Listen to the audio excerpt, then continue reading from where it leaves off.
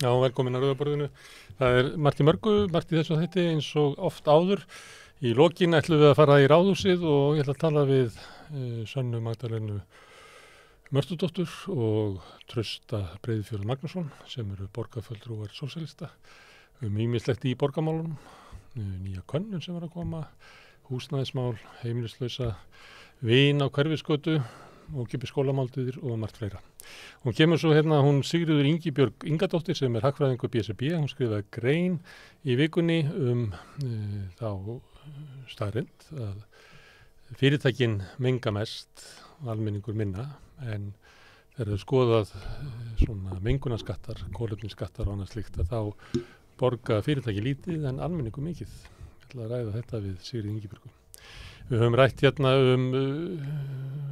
svona sáttatillögur kvótanemndar Svandísar Svavarsdóttur sem að hafa farið í ansi grýttan jarðveg hjá meðal þeirra sem hafa verið að gagnrýna kvótakerfið. Þannig að mætti halda það sem er verið að leita að sátt ætti að vera eitthvað skref í áttina þeim sem hafa gagnrýnt kerfið og gagnrýnendurnir eru ekki svona einir heldur þjóðin almennt mjög andsnús kerfi. Einn af þeim sem hefur gagnrýnt að mikið Arnar Atlason sem formaður í samband fiskframleiðenda og útflytjenda. Þetta eru kvótalausar útgerðir, fiskvinnsla sem að kaupi fisk á markaði. Hann með mjög glögga sýn á sjávarútveginum með annað sjónarhorn heldur en SFS og kvótakallanir og ég ætla að ræða við hann þessar tillögur, hvernig þær leggjast í hann og kannski svo staðrind að þarna verið að gera svona tilraun til þess að festa núverandi kvótakerfi endanlega í sessi. Hann kemur eftir Ragnar Þór Ingólfsson, formaður VFR.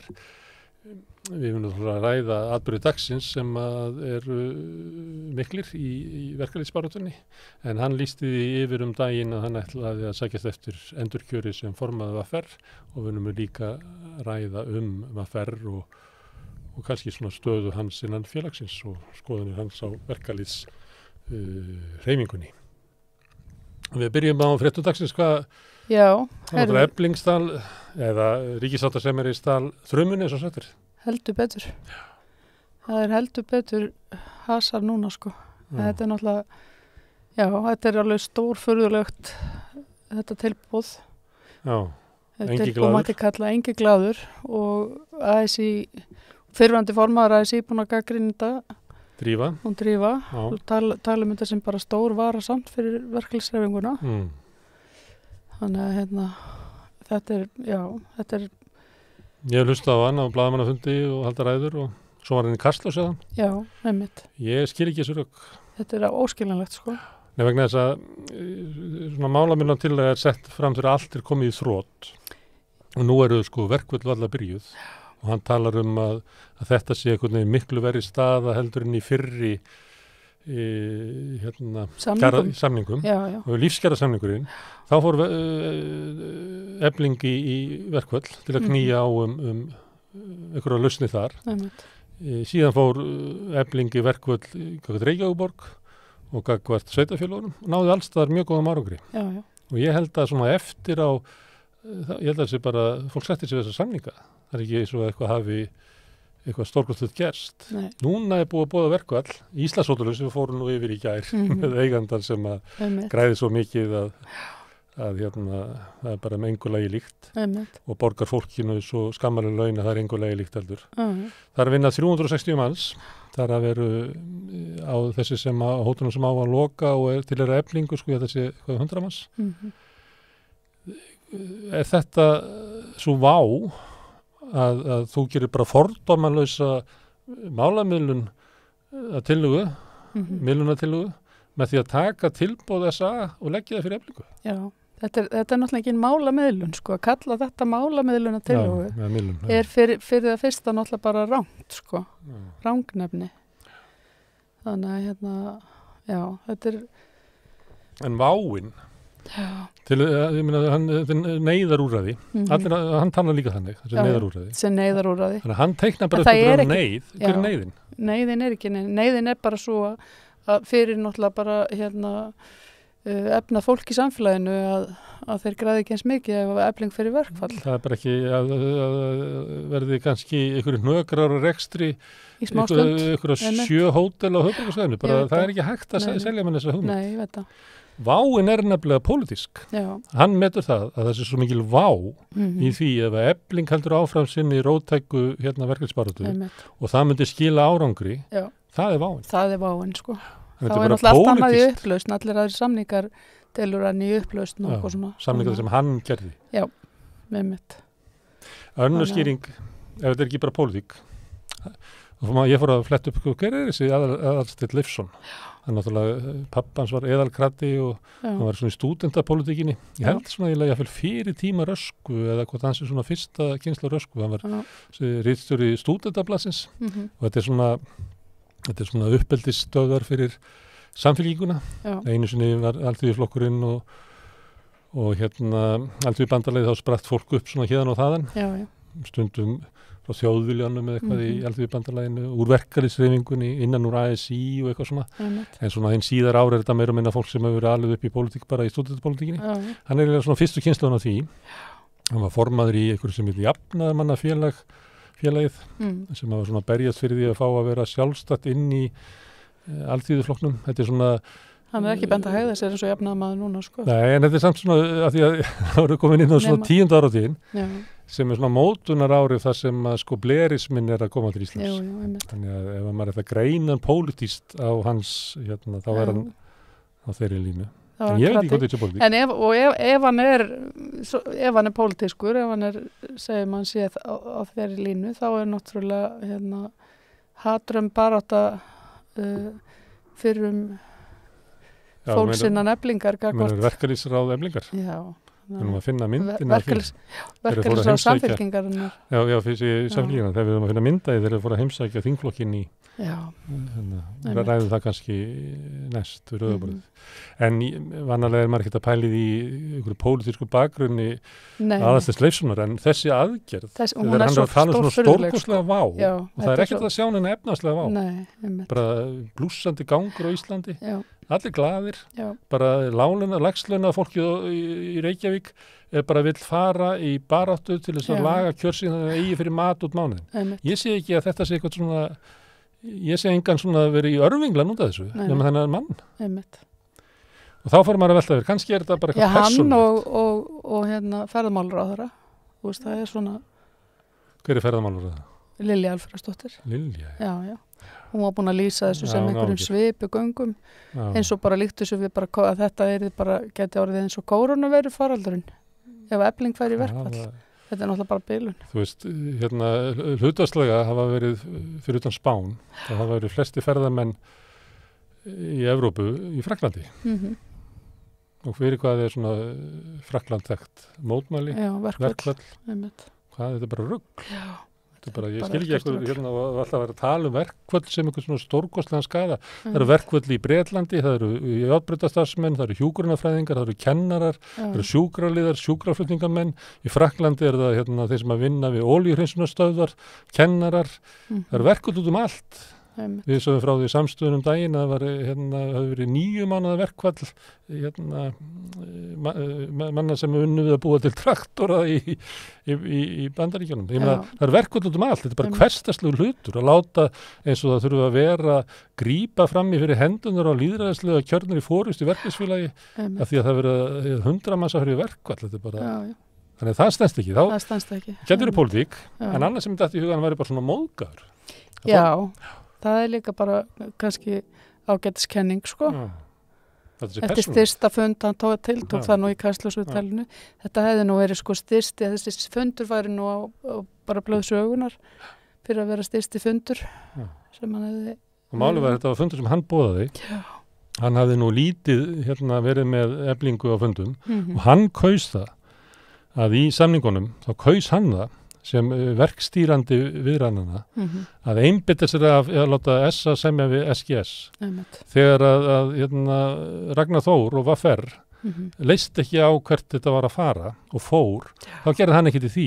Hann sagði ekki, heyrðu, nú tökum við hlé, náum Ragnarinn inn. Við getum ekki búið til samninga sem að aðrir er ekki sáttir við, því að markmið er að þessi samninga fari yfir til allra. og auðvitað getur ekki gert samninga hérna við SG án Ragnars og allra síst án hérna Eflingar. Þannig við verðum að ná Eflingun í herbergi til þess að búa til samninga sem eiga að vera fyrirmynd annara samninga í landinu. Við getum ekki búið til, tekið bara einn lítinn hluta, bara helmingin af SG og samið við það og alltaf síðan að tróða samningunum ofan í restina. En það var nefnilega planið. Og það plan sem hann tók. Okay. Þannig hann talaði lítið við Eflingu og var bara hérna mannst ekki frestaði fyrir jól, það átti að vera eitthvað fundur fyrir jól, frestaði viku, það bara núl áhugi. Svo þegar ferði að líða því að ég verið verkefælsbóðum, þá bóðar hann til fundar. Og það er þessi fundur, 1 mínúta fundur. Ég var ekki á honum, ekki teikt á honum, nema frásagnir Halldórs Benjamín og Aðalsteins. Ég held að Sólveig ekki minnst hann að fund. En það hljómar eins og hann hafi komið með eitthvað og maður ímyndar sér að Sólveig hafi sagt, ertu við með eitthvað? Hann sagði, nei, ég ætla nú, þá er bara óþarf að tala. Já, ekkurat, sem alveg. Já, og mér þetta helst í hug, að því að stundum er gott að reyna að skilja heiminin eins og Shakespeare-leikrit. Að þetta hafi bara skotið manninum eins og rakjett upp.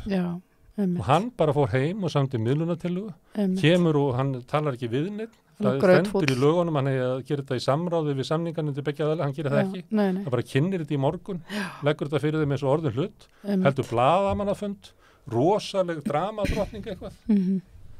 Ég bara ég meina hlýtur að vera ráðurann sem að vinnumálaráðurann sem er Guðmundur Ingi Guðbjartsson. Hann hlýtur að vera alltaf fyrir þessi byrju sáttasemjari bara í jafnvægi. Já, einmitt. Allir sem hafa tjáð sig þetta, sem hafa eitthvað vitað þessu. Halldór Benjamín lítur sig yfir óanægju. Veit ekki, þú veist, hvað felst í því. En hann svona hendir í það, en hann er eitt sem er mjög skynsamt sem Halldór segir. Hann er spurður eitthvað þessu í hátíðsréttunum. Og þá segir hann eitthvað svona, þetta er náttúrulega ekki gott að neyða samningana á Eflingu, því að við þurfum að semja við Eflingu áfram. Þannig átt að segja á því, þetta situr bara illt blóð í samningana, þannig að næst hittir hann Eflingu og líklega allt ASÍ og í miklu vera standi heldur en ef ríkissáttasemjari hefði sleppt þessu. Efling er búin að lýsa náttúrulega og bara lýsi yfir vantrausti á ríkissáttasemjara. Og svo kemur Drífa, eins og þú nefndir, miðstjórn ASÍ var að samþykkja á þann. Ég man ekki hvernig er orðuð það, hvort að það er nú samt svona sæmilega hart, ég ætla bara að ná þessu hérna. Nei, byrju, ég er ekki með það hér, ég er með það, við erum að týna þessu, nei, hérna það. Miðstjórn ASÍ lýsi því yfir að traust á embætti ríkissáttasemjara hefur skaðast með því að leggja fram ótímabæra milljónatillögu í kjaradeilur Eflingu þessa. Miðstjórnin telur að færa megi rök fyrir því og veffengja hvort embætti sáttasemjara hafi með þessum hætti farið út fyrir þær valdheimildir sem embættinu eru settar í lögum stéttarfélög og vinnudeilur. Framganga embættisins er aðlagað sjálfstæðum samningsrétti stéttarfélaga, gengur gegn áratuga venjum samskipti aðila vinnumarkaðins og skorað miðstjórn ASÍ á ríkissáttasemjara að draga hana tilbaka. Og þetta er ekki vinir Sólveig Rönnu sem er hann inni. Nei, þannig er allir fjandvinir. Já, í rauninni, einmitt. Þannig að þetta er bara mesta bara feilskot sem að ég hef séð bara í hávæðastíð. Já, þetta er það. Og vonandi vakna maðurinn bara á morgun og átta sig á þessu og dregur þetta tilbaka. Já, þetta er svona því hann er að eyðileggja ekki bara, þú veist, sitt eigið orðspor. Nei. Hann er að eyðileggja embættið. Já, hann er að gera það. Hann er búin að gera þetta embætti rampóluþýst. Já, einmitt. Alveg. Já. Með ólíkjum. Einmitt. Það var eitthvað meira í fréttum ekki. Það er einhver málvarandi Lindakól. Já. Ragnar Þór kemur hann eftir, hann er búin að skrifa heilu bækunar Lindakól. Því að þetta er mikið spillingabæli. Já. Það sem er fréttnæmt í þessu er að Sigurður Þórðarsson, sem var lengi vel ríkisendurskoði, einhver tíman að þá þurfti að gera úttekt á viðskiptum Lindakóls. Já. Og ég man ekki hvað hann heitir sem að var þá ríkisendurskoðandi, eða hvort að hann tók við af Sigurði eða var eitthvað annað milli. Alltaf var hann vanhæfur, hann var kallaði Sigurð. Já. Hann byrjar að skoða þetta. Og hann sendir svona áfangaskýrslu frá sér að þarna sé bara fiskur undir steini, mikil spilling. Já. Og þá er búin til nýr ríkisendurskoðandi og sá er ekki vanhæfur, þannig hann tekur það yfir og Sigurður sendur heim með óklára verk. En þessi skýrsla var send, liggur náttúrulega inn í Ríkisendurskoðun og var send forseta Alþingis. Já. Og báðir aðilar hafa þverneitað að segja frá þessu, þrátt fyrir marga fyrirspurnir, þannig að þeir vilja hilma yfir það sem þarna stendur. En þetta mál snýst sölu á það sem heitir klakki, eigni klakka út úr Lindarhvol, sem að voru seldar einu fyrirtæki og látið lítið út þess að þetta verið útboð, en sá sem var með hæstabóðið, hann fekk ekki heldur ykkur vildarvinir. Ykkur annar. Ykkur vildarvinir.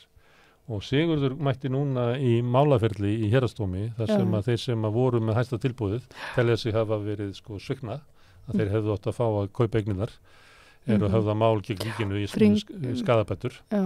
Og Sigurður kemur þar sem vitni og hann segir að hann meti það sem svo að með því að taka ekki hæsta tilboðinu heldur að selja þessu sem að vildavinnum sínum, að þá hafi verið tekna 530 milljónir af almannafé og hent út á gluggann.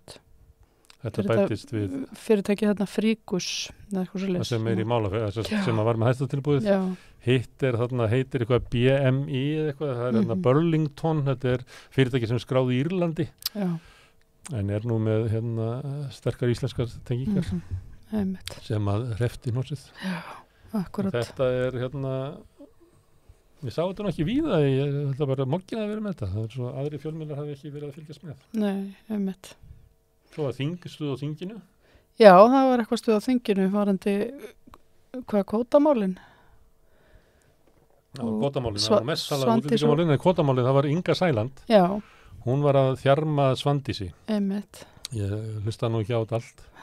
En það sem að Inga bara að tala þessar tillögur sáttanefndarinnar sem Arnar ætlar að koma og ræða með eftir. Já.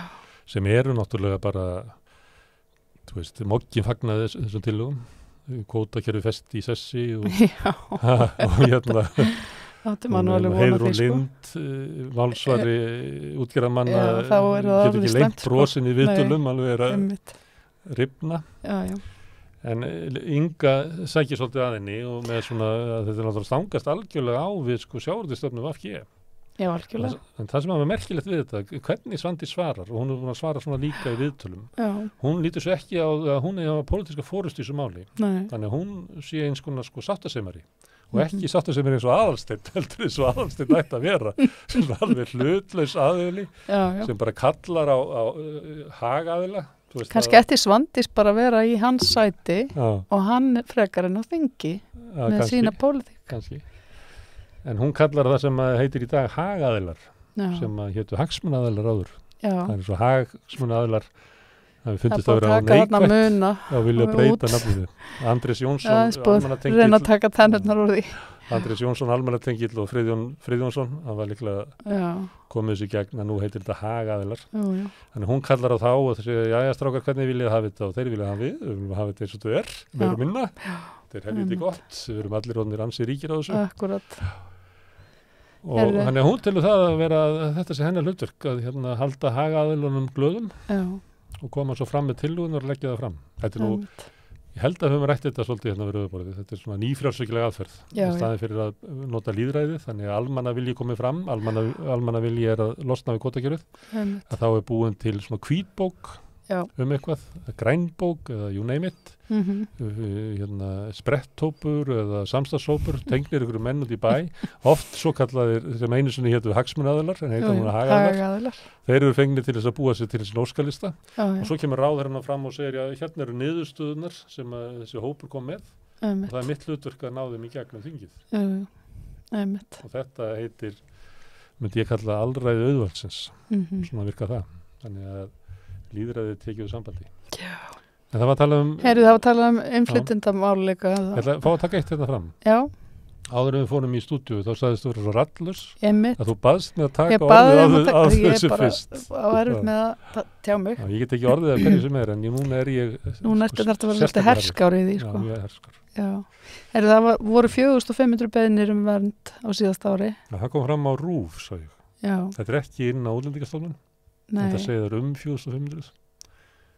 Við erum búin að vera að bíða eftir þessu og það klárist, þeir eru bara búin að skila inn 11 mánuðum ársins. Það sem ástæðan fyrir við á þessu er að í haust að þá sagði Jón Gunnarsson, Dómsmálaráðherra. Það stemdi í 6 eða 7.000.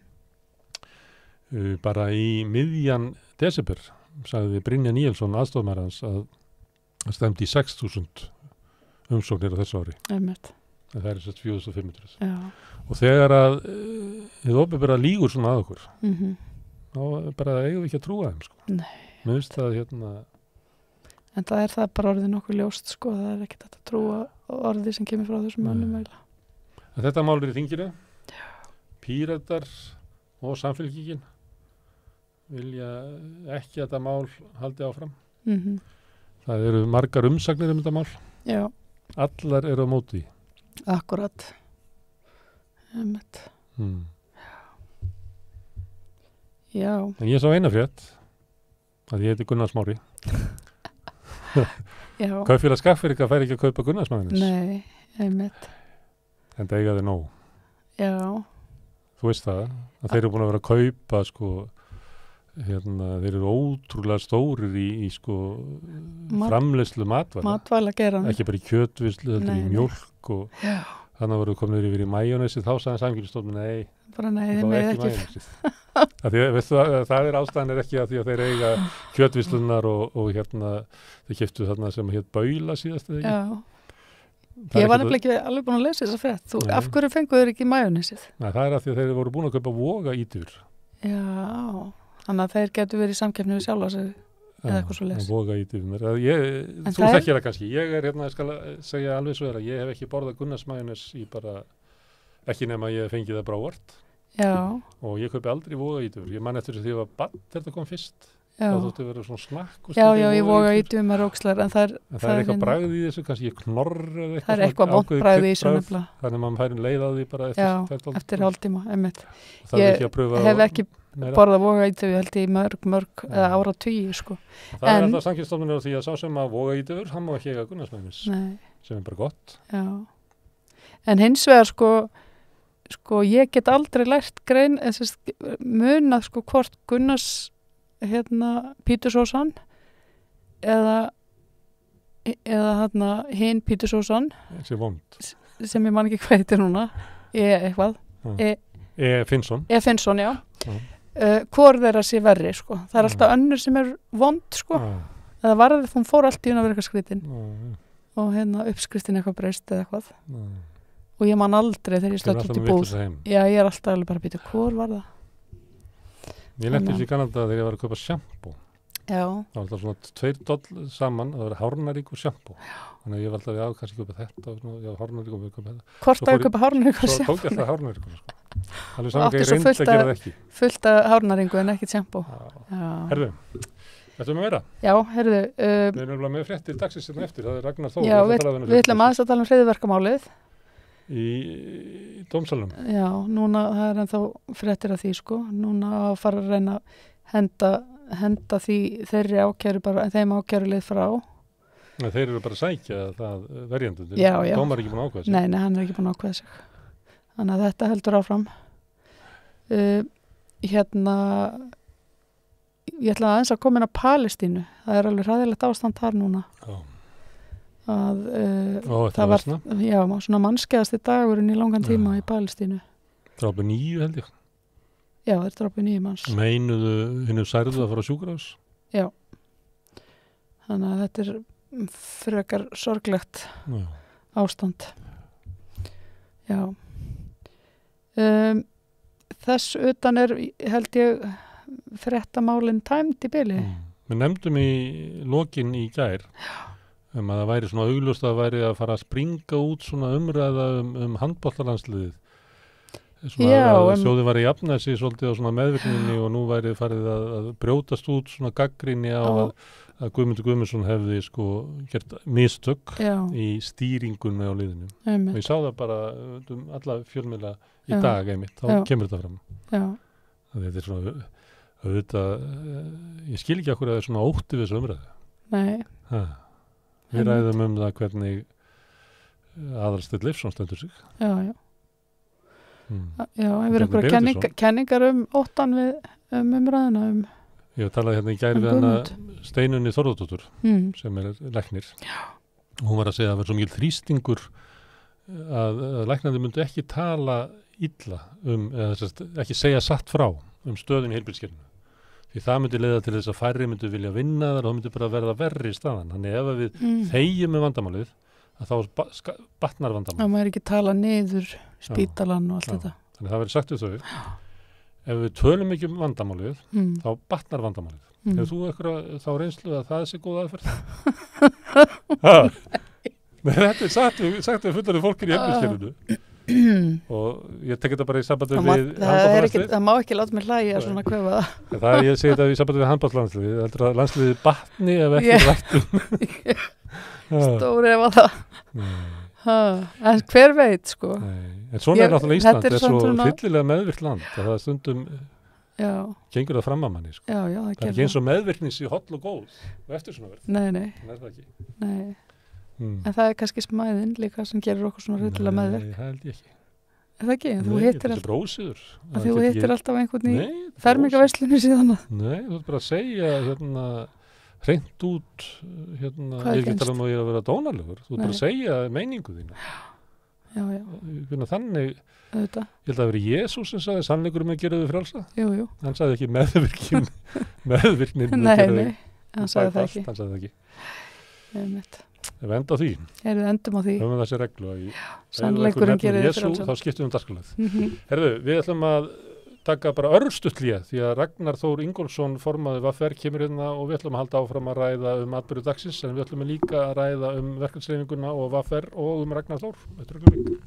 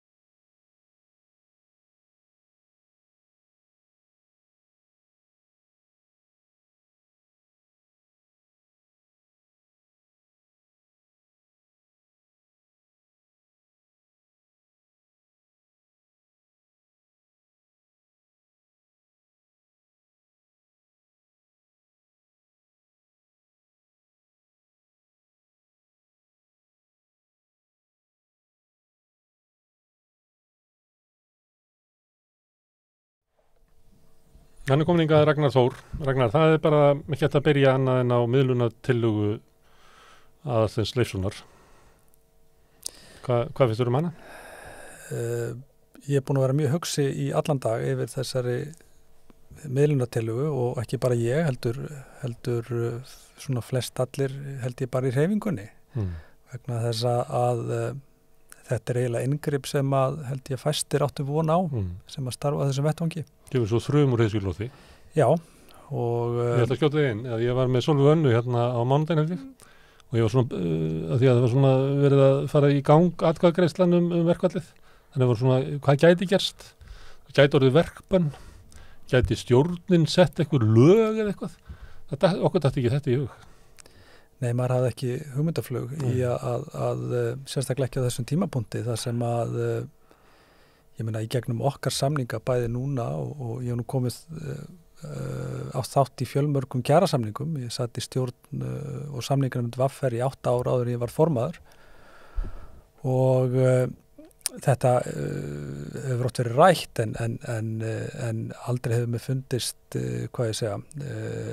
deilur eða viðræður vera komnar á það stig að þessu úrræði sé beitt og í sögulegu samhengi þá hefur miðlunartillögum ekki verið beitt nema með samþykki eða vel upplýstu þegjandi samkomulagi begge aðila sem að augljóslega ekki í þessu tilfelli og það sem að maður það er ekki því máli því þá átt að segja það að miðlunartillagan kemur fram þegar að deiluaðilar eru á því að við erum ekki að sjá eitthvað framhald að þessu. Þannig að þeir gefast upp og biðja eiginlega sátta að koma miðlunartillaguna. Já, ég þekki ekki nákvæmlega hver atburður á sem var en það er mjög athyglisvert að miðlunartillagan hún tekur algjörlega og einhliða tillit til krafna og tillagna annars aðilans sem eru í þessu tilfelli samtök atvinnulífsins og þau voru búin að lýsa því yfir að ef að verkfallsboðun yrði samþykkt að þá yrði afturvirkni ekki á borðinu og reynda búin að hóta því að taka út afturvirkni í fjölmörg skipti í þessu ferli og allt það og kannski flesti sem að fylgjast með fréttum þekkja þessar deilur sem hafa verið á milli samningsaðila en þarna er sem sagt komin atkvæðagreiðsla verkfallsaðgerðir og það er ekki búið að boða til verkfalls. Það er einhverjum verið að leggja þetta í dóm þeirra félagsmanna sem að aðgerðirnar snúa að og þessi tímapunktur og þessi tímasetning hún ætti að vera öllum stéttarfélögum mikið áhyggjuefni og þetta snýst í sjálfu sér ekki eflingu eða þá vegferð sem efling þetta snýst rauninni samningsrétt allra stéttarfélaga sem að starfa á íslensku vinnumarkaði, hvort sem að sé á almennum markaði eða hjá hinu opinbera.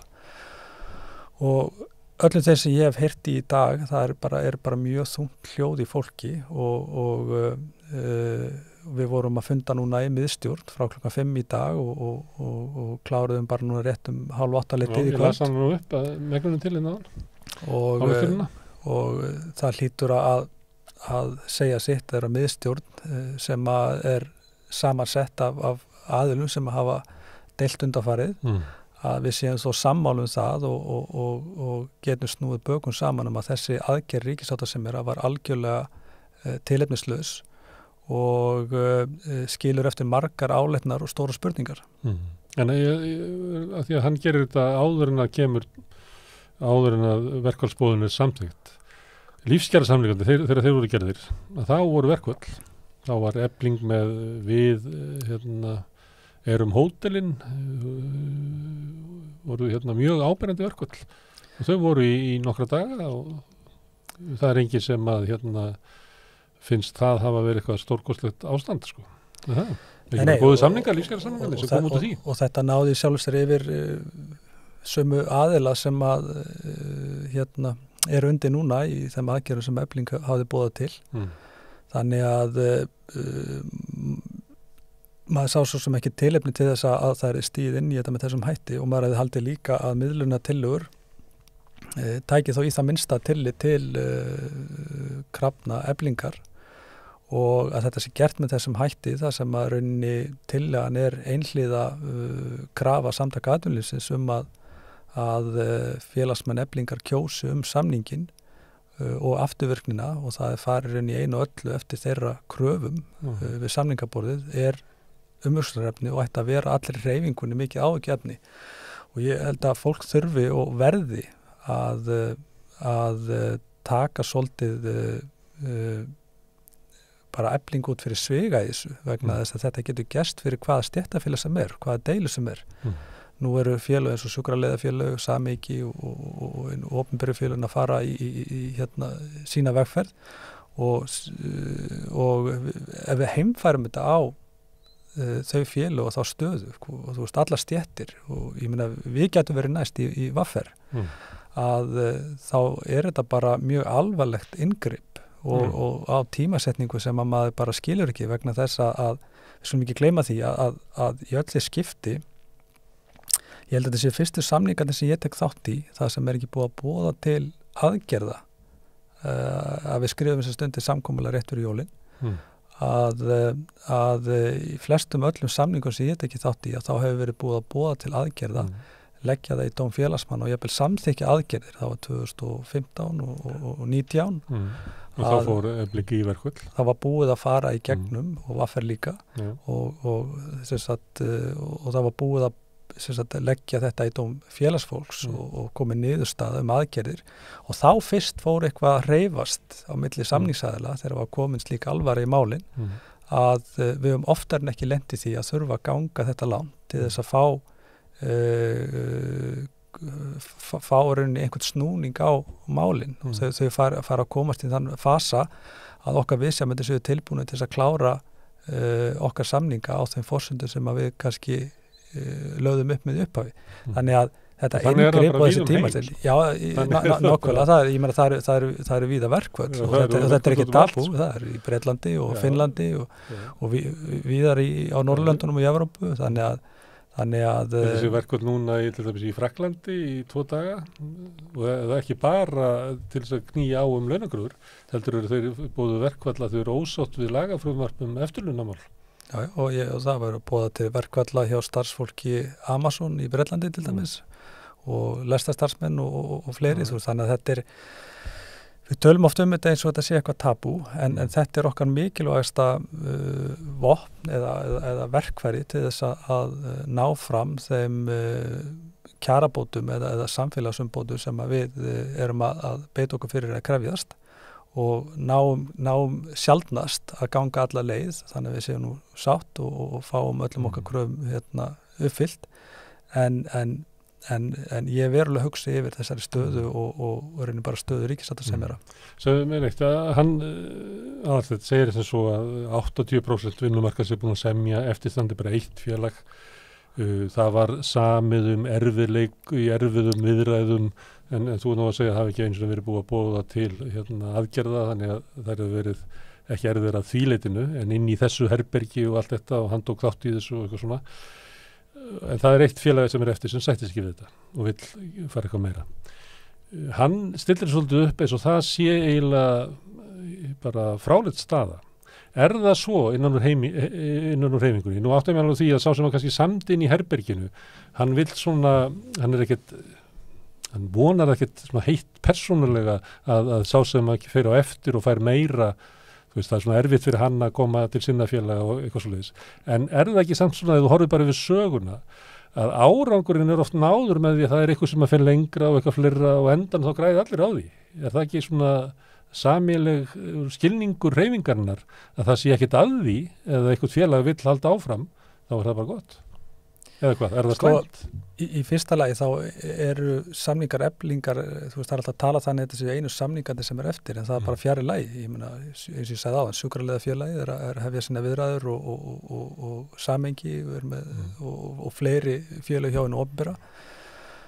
Bankamenn, þeir fá ekkert samtal. Þeir eru ósáttir og en ég man ekki til þess að það hafi verið gerð einhver sérstök krafa að læsa aðra inni ef að við náum einhvers konar samkomulagi og ég held að það sé bara almennt ekki svo vegna þess að ég hef litið þannig á og ég veit að samninganefnd VAFR er sama sinnis að ef að aðrir ná árangri að þá er það ákveðin farvegur sem að verður að ryðja fyrir okkar kröfugerð í næsta samningi og ég nefni sem dæmi að inn í okkar kröfugerð er til dæmis 30 daga orlof, nú erum við byrjuð að ræða og undirbúa næstu kjarasamninga og því náðu opinberu félögum fram að það var bara fast 30 daga orlof alla, það þarf ekki að vinna þetta inni við einhvern tíma og þetta er meðal annars í okkar kröfugerð. Þannig búið að ryðja veginn. Alveg svo við gerðum með styttingu vinnuvökunar að við fengum hreina styttingu fyrir okkar fólk. Þetta var svo mikið stytting en þetta var skref og opinberu félögin ganga á eftir og ná betri árangri á þeim grunni sem að við lögðum og við ætlum síðan að nota þann grunn og fara fram með frekari styttingu vinnuvikunar í næstu kjarasamningum. Þannig að þú gerir ekki kröfu það að fá engin meira heldur en þitt fólk? Alls ekki og þetta bara einhver algjör tilbúningur að hálfu bæði samtaka atvinnuleysisins og þá ríkissáttasemjara ef að við á að það sé einhver krafa af okkar hálfu að það þurfa að læsa alla aðra inni undir okkar samningum. Þetta bara algjörlega fráleitt. Hvernig hvert fer þetta? Er hægt að við fengja lögmæti því svona í þessi vafi sé á? Efling segir að þá það meiningin svo að þetta ekki gert í samráði við samninganefndirnar? Ég held að við erum reyndar að skoða þetta, bæði lögmenn okkar félags og sömuleiðis líka lögmenn ASÍ og við vorum að fara yfir lögfræði álit sem gafst nú ekki mikill tími til þess að vinna þetta en jú, það leikur verulegu vafi á lögmætið en það bara eins og verið að skoða þetta og ég held að það blasi við að það þarf að leita dómstólaleiðina til þess að fá úr því skorið af því að það alveg ljóst mál að eins og segir í yfirlýsingunni frá Alþýðusambandinu að þetta sé neyðar ráðstofun eða neyðar úrræði og það á engan hátt hægt að rökstyðja það að málin voru komin í þann hnút að það hefði þurft að fara þessa neyðar úrræða leið sem að ríkissáttasemjari fer. Og klárt að þetta stangast á við söguna, hvernig svo hefur verið beitt? Já, það gerir það. Það gerir það, þetta er mjög sérstakt. Hvað liggur þetta baki? Við vorum eitthvað að reyna, ég og María vorum eitthvað að reyna að ráða í þetta. Því að það ekki hægt að færa rök fyrir því að þetta sé eitthvað svona efnaðsleg vá. Þú veist, þetta verkfall sem að hefði skadað starfsemi 7 hótela í Reykjavík. Það er ekki neyðarástand. Það er ekki efnaðslegt neyðarástand sem að kallar á inngrip. Og þá fórum við að velta fyrir metur maður eins og svo að þetta sé pólitískt vá. Að ef að Efling með sína róttæku verkalýðsbaráttu fær að sprikla, að það geti bara riðlað samfélaginu. Ég kýsa að svo sem að fabúlar ekki hvað býr hérna baki en það er augljóslega hlýtur að vera einhver þrýstingur vegna þess að maður bara sér ekki hendi sér að þetta hafi bara komið bara upp á þurru að ríkissáttasemjari ákveður að fara þessa leið. Þá almenningur að þetta er embætti, þá almenningur rétt á að vita það, hver hringdi í ríkisendurskoðanda síðustu viku? Var það einhver á ráðherranum? Já, ég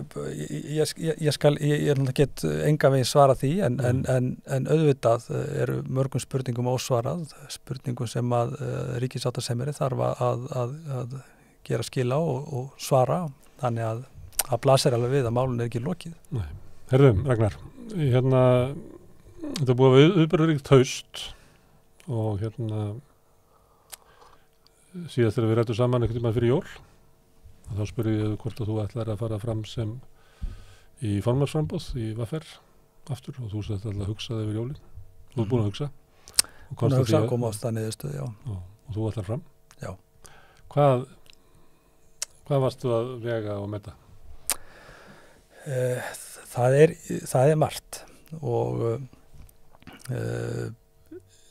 kannski fyrst og fremst það að sitja í þessari mikilvægu stöðu eða sinna þessari mikilvægu stöðu í okkar samfélagi að stýra stærsta stéttarfélagi landsins. Því fylgir mikil ábyrgð og gera þetta þeim krafti sem að ég kýs að gera þetta, að þá þarf ég að hafa bæði trú á því og orku og þarf að vera stendur í verkefnið að því að eins og sé ég vil frekar stiga til hliðar heldur en að gera hlutina með hálfum hug þannig að ég hef bara ég brenn algjörlega fyrir þessu og ég held að ég hafa nú sýnt það í verki í þau ár sem ég sýnt þessu embætti, maður er vakin og sofin yfir þessu. Svo er það aldrei náttúrulega að verða kjörinn og fá trú félaga sinna og orkuna sem það gefur. Að sjálfsögðu og það gerir það líka. Þannig að fyrir mér er þetta ekkert bara fyrir mér er ekki einfalt mál að gefa sig í þetta í annað kjörtímabil. Þetta eru ákveðna fórnir, bæði gagnvart fjölskyldunni og þú þarft að vera í þessu frá morgni til kvölds og þú þarft að vera í þessu í fríinu og maður með hausinn við þetta og það getur stundum tekið á að vera ekki með hausinn til staðar með fjölskyldunni og börnunum og þeirra þeirra áþarf að halda. Þannig að þetta eru mikla fórnir og ég er ekki einn í þessu. Ég er með konu og börn og stóra fjölskyldu og þetta er opinbert starf. Þau vil ekki fá þau aftur heim, þannig að þau vilja að þú sett í upptíkin í þessu starfi? Ég held að sé nú einmitt ekki þannig. Kona mín er mjög svona aktív í þessu með mér og við tölum ekki saman. Við tókum sameiginlega ákvörðun það til dæmis á ASÍ-þinginu að ég myndi draga mig úr eða frá því framboði þar sem að ég svona vildi leggja krafta mína og mín lóð á vogarskálunar til þess að ná ákveðinni sátt innan Alþýðusambandsins og gerði það vegna þess að okkur hefur gengið alveg gríðarlega vel í VR, bæði í stjórninni, þá hefur starfið aldrei gengið eins vel. Það er að segja að við erum liðseild, það er engin meiri hluti eða minni hluti. Skrifstofan gengur vel, starfsandi frábær, þannig að okkur hefur gengið mjög vel og þetta var ekki alltaf svona í VR. Það voru mikil átök og mjög heiftuleg. Þú varst ekki fjórði formaðurinn? 50 formaðurinn á einhverjum 8-9 árum, já. Þannig að það hafi verið mikil átökunni félagsins og það hafi gengið mjög vel og mér langar að nota þessa reynslu og það sem við höfum verið að byggja upp á vettvangi VR inn í Alþýðusambandið vegna þess að ég taldi mikilvægt að reyna ná ákveðnum breytingum innan Alþýðusambandið sem þrýsti afl. Okkur hefur ekki tekist að vera nægilega öflug eins og við berum okkur bara saman við viðskiptar. Ef við berum okkur saman við önnur þrýstöfl eins og viðskiptaráð og samtök atvinnulífsins iðnaðarins og hvernig þau vinna og hvernig þau lobbya og þrýsta sínum málum fram, að þá er samanburðurinn ekki sérstaklega góður og semlega líka að reyna að sameina hreyfinguna undir þessum hatti. En þú ert að fara fram í VR? Já, en ég bara útskýra þú veist hvað ég vildi gera vegna þess að það sem okkur hefur tekist að gera í VR er mjög merkilegt með hvernig staðan var á félaginu fyrir ekki svo mörgum árum síðan. Að þá fór rosalega orka í innbyrðisátök. Núna er öll orkan í sömu átt, eins og sé, það er engin meiri hluti eða minni hluti. Við erum liðseild og það sem að það gerir fyrir okkur er að við getum unnið miklu fleiri málum brautagengi. Við erum að gera miklu meira, við erum að vinna með öðrum þrýstu hópum og félagasamtökum sem að vinna í almannaþágu eins og neytendasamtökunum, Landssambandi eldri borgara og erum að núna fara í samstæð með Píeta-samtökunum og við erum að gera bara fullt af hlutum sem að gagnast bæði okkar félagsmönnum og samfélaginu. Sækist eftir stuðningi stjórnaráður og ferði í framboð? Eða er það ekki... Ég hef alveg stuðning stjórnar og hún hefur lýst því yfir og það er líka gagnkvæmt. Minn stuðningu til stjórnarinnar og stjórnarmanna er alveg skilyrðislaus vegna þess að það hefur ekki borið neitt skugga á þetta samstarf og hvernig við höfum unnið saman og það held ég að sé bara mjög mikil verðmæti í því. Hvað félagsmenn kjósa síðan, það verður bara komið í ljós. En þegar að fólk fer fram í framboð til formanns í verkalýðsfélagi, er það þá þannig að segja, ég býð mig fram í undir næstu 2 ára og ég ætla að gera þetta. Ég ætla að byggja þessa blokk, ég ætla að ná 3 ára samningum sem verða stórkostlegi fyrir okkar félagsfólk og ég ætla að gera, er það þannig? Er lofórð eða er þetta svona persónukostningar að ég er geðugur maður? Ég held að auðvitað ertu með eitthvað markmið og það er bara í eðlisínu hlýtur að vera þannig að þú býður fram til trúnaðarstarfa í félagsamtökum að þá viltu leggja þín lóð á vogarskálanar, þú kemur með einhverja hugmyndir sem þú vilt vinna brautagengi og það er alveg saman með mig eins og aðra stjórnamenn að við erum ekki bara að vinna að einhverjum áhugamálum eða einhverjum mínum stefnumálum, við erum að styðja við hvort annað sem einstaklingar sem að höfum væntingar og markmið hvað við viljum sjá breytast í okkar samfélagi og það held ég að sé svona grundvöllurinn að því hversu vel hefur gengið að við erum að styðja við hvort annað. Þú veist, við erum með fólk sem hefur áhuga á jafnréttismálunum og við höfum lagt mjög mikið púður í það og bara uppbyggingu orlofsíbúða og svo getur það verið meira pólitískt, húsnæðismálin sem eru mér og fleiri stjórnarmönnum mjög hugleikinn og þannig að svona kannski stefnu ágreiningurinn, hann kannski meiri í kostningum í félögum þar sem eru listakostningar heldur en í þar sem eru persónukostningar eins og við fyrir. Getur verið, en eins og ég sagði áðan að þegar við breyttum lögum félagsins 2009 og opnum rauninni félagið, lýðræðisvænum það og það er mjög virkt lýðræði í félaginu, það er kosið í formannskjörið á 2 ára fresti sem þú þarft að leggja þín störf í dóm félagsfólks og það þurfa stjórnarmenn líka að gera, þannig að það hafa alveg verið átök þó að það sé ekki listakostning. En bara okkur hefur gengið mjög vel að starfa saman og það getur breyst.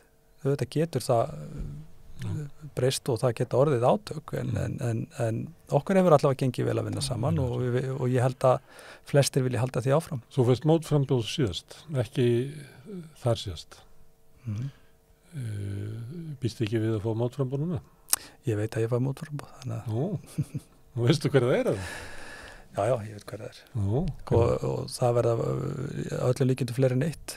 Það er nú gott verið sittandi formann að fá fleiri. Já, ég er algjörlega óhræddur við að leggja mín störfi í dóm félagsfólks og ég er heldur ekki hræddur við þá niðurstöðu vegna þess að allt er þetta spurning áherslur og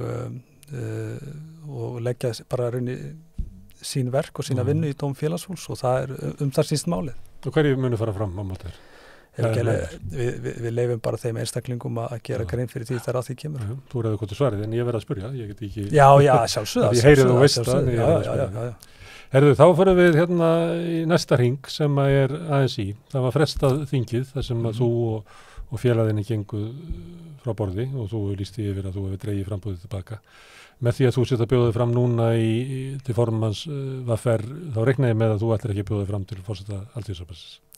Augljóslega ekki.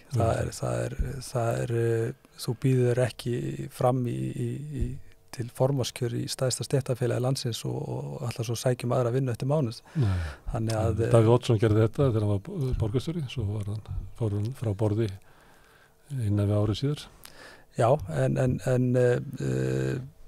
þegar ég labbaði frá þessu framboði mínu á Alþýðusambandsþinginu að þá var alveg ljóst að sá gluggi eða sú hurð lokaðist. Hvernig verður þá þetta þegar nú þarf að koma saman þessu frestaða þingi, núna einhvern tímann í vor, ekki seinna heldur bara strax eftir páska eða eitthvað. Hvað mun það þing snúast? Það verður að finna ykkur á forustu, það verður að gefa ykkur svona óskorað umboð til þess að leiða ASÍ eða hvað, á að bara að trimma ASÍ niður og gema upp í hillu okkur neina. Já, það er nú heljarna verkefni sem er framundan og það er Alþýðusambandið er í djúpuri hólu og það er klofningu þar inni. Eina sem ég get sagt er að ég mun leggja mín lóð á þær vogaskalar í að reyna að þrýsta hópnum saman og ég held að bara þessi ályktun út af þessari miðlunartillögu sáttasemjara að miðstjórnin hafi þó tekist að sameinast í kringum það. Við þakka aðalsteinu það að hafa saminað ASÍ. Já, ég ætla nú samt að fara varlega í þakkaræðina en við erum bara að vinna í þessu og Kristján hefur staðið þessi ágætlega í að leiða þetta verkefni og þetta er mjög krefjandi og það er mjög krefjandi að vera í aðstæðum þar sem eru innbyrðis átök og maður óskar engu þess að vera lengi í slíkum aðstæðum en við erum að... Þá gerist það sama, þeir eru svona mjög átök. Þá gerist það þannig að hópurinn er ekkert að reyna að ná stefnumótandi nýrri stefnu í lífeyrissjóðsmálum eða eitthvað slíkt. Heldur þá bara oft verður það þannig að það er bara reynt að halda þessu gangandi, komið og bara nógu litla skammta. Þannig að kannski er ekkert átöki meiri ef að allur hópurinn veit að það er ekki, bara ASÍ er ekki í standi til þess að taka einhverja stefnubreytingu. Það getur bara lulla áfram. Mögulega ekki, en við verðum samt að reyna. Ég meina, þetta eru samtök með mikla sögu og þau geta virka stórkostlega fyrir fólkið í landinu og tala ekki samfélagið okkar og unni stóra sigra, en eins og staðinni núna þá það ekki að fara að gerast. Ég meina við sáum bara öll eftirfylgni eftir lífskjarasamningin á þeim fjölmörgu málum sem við sömdum við ríkisstjórnunum að fara í, standa meir og minna eftir vanefnd. Miðstjórnin ætlar að hittast og vinnufundi. Ég veit svo sem ekki hverju það skilar, en það allavega fyrsta skrefi í þessari viðleitni að reyna svona að sjá hvernig við stöndum í aðdraganda þingsins. Það er komin dagsetning á þingið sem verður núna 27. til 28. apríl. Það var samþykkt á síðasta miðstjórnarfundi. Og sumir finnst það örugglega allt of bratt að ætla að reyna að gera allu að þessu á meðan svona hreyfingin ennþá í sárum, en það verður bara komið í ljós, eins og sé, hverjir, hvað, og það þarf að spyrja þessara spurninga, hvað vill fólk gera með þetta, og ég ekki með svari við því, þannig að ég alltaf sé tækifærin í því hvað hægt að gera og hvernig það getur nýst okkur í baráttunum fyrir réttlátara samfélagi. Það að finna forystumann sem ekki tilheyrir beint einhverjum stríðandi fylkingum. Það það vanarlega sem ekki að þessar stöðu. Og svo samið að þessi sé fyrsti vara og þessi annar vara og til þess að hafa fylkingarnar góðar. Þetta kannski að fá sáttasemjara til þess að tala á milli. Já, ég nú ekki vissum að það væri góð hugmynd, en það eitthvað svona vinna sem verður að fara að sjálfsögðu, það þarf að vita fyrir af ágreiningnum, hann þarna, hann ekkert að fara og það verður að ná aðeins í saman með ágreiningnum. Það þarf að finna ykkur á lausnir á þessu og ég fer nú bara eins og ég sé styrkleika í öllu í kringum mig, ekki veikleika, og ég sé gríðarlega tækifæri í Alþýðusambandinu til framtíðar, en hvort aðri sjá það verður bara komið í ljós og ég fer bara vongóður og bjartsýnn inn í þessa vinnu, en síðan bara hver niðurstaðan verður ómögulegt að segja. Herðu, segjum það í bili. Ragnar Þór, alltaf gott að fá þig hingað við Rauðaborðið. Takk fyrir. Takk. Og þið sem að vitið að hverjir eru að fara í framboð til formanns VR, þið getið sendt post á samstöðin.is og við segjum fréttir frá því. En hérna eftir augnablik þá kemur hann Arnar Atlason og við ætlum að tala það sem að stundum sagt helvítis kótan.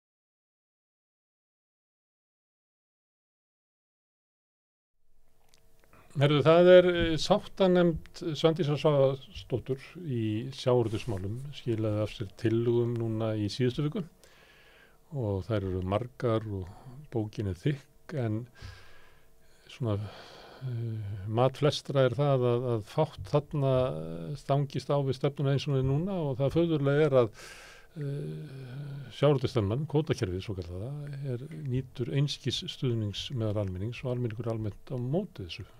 Til þess að ræða þessa stöðu hingað kominn hann Arnar Atlason. Þú ert formaður samtaka fiskframleiðenda og útflytjenda.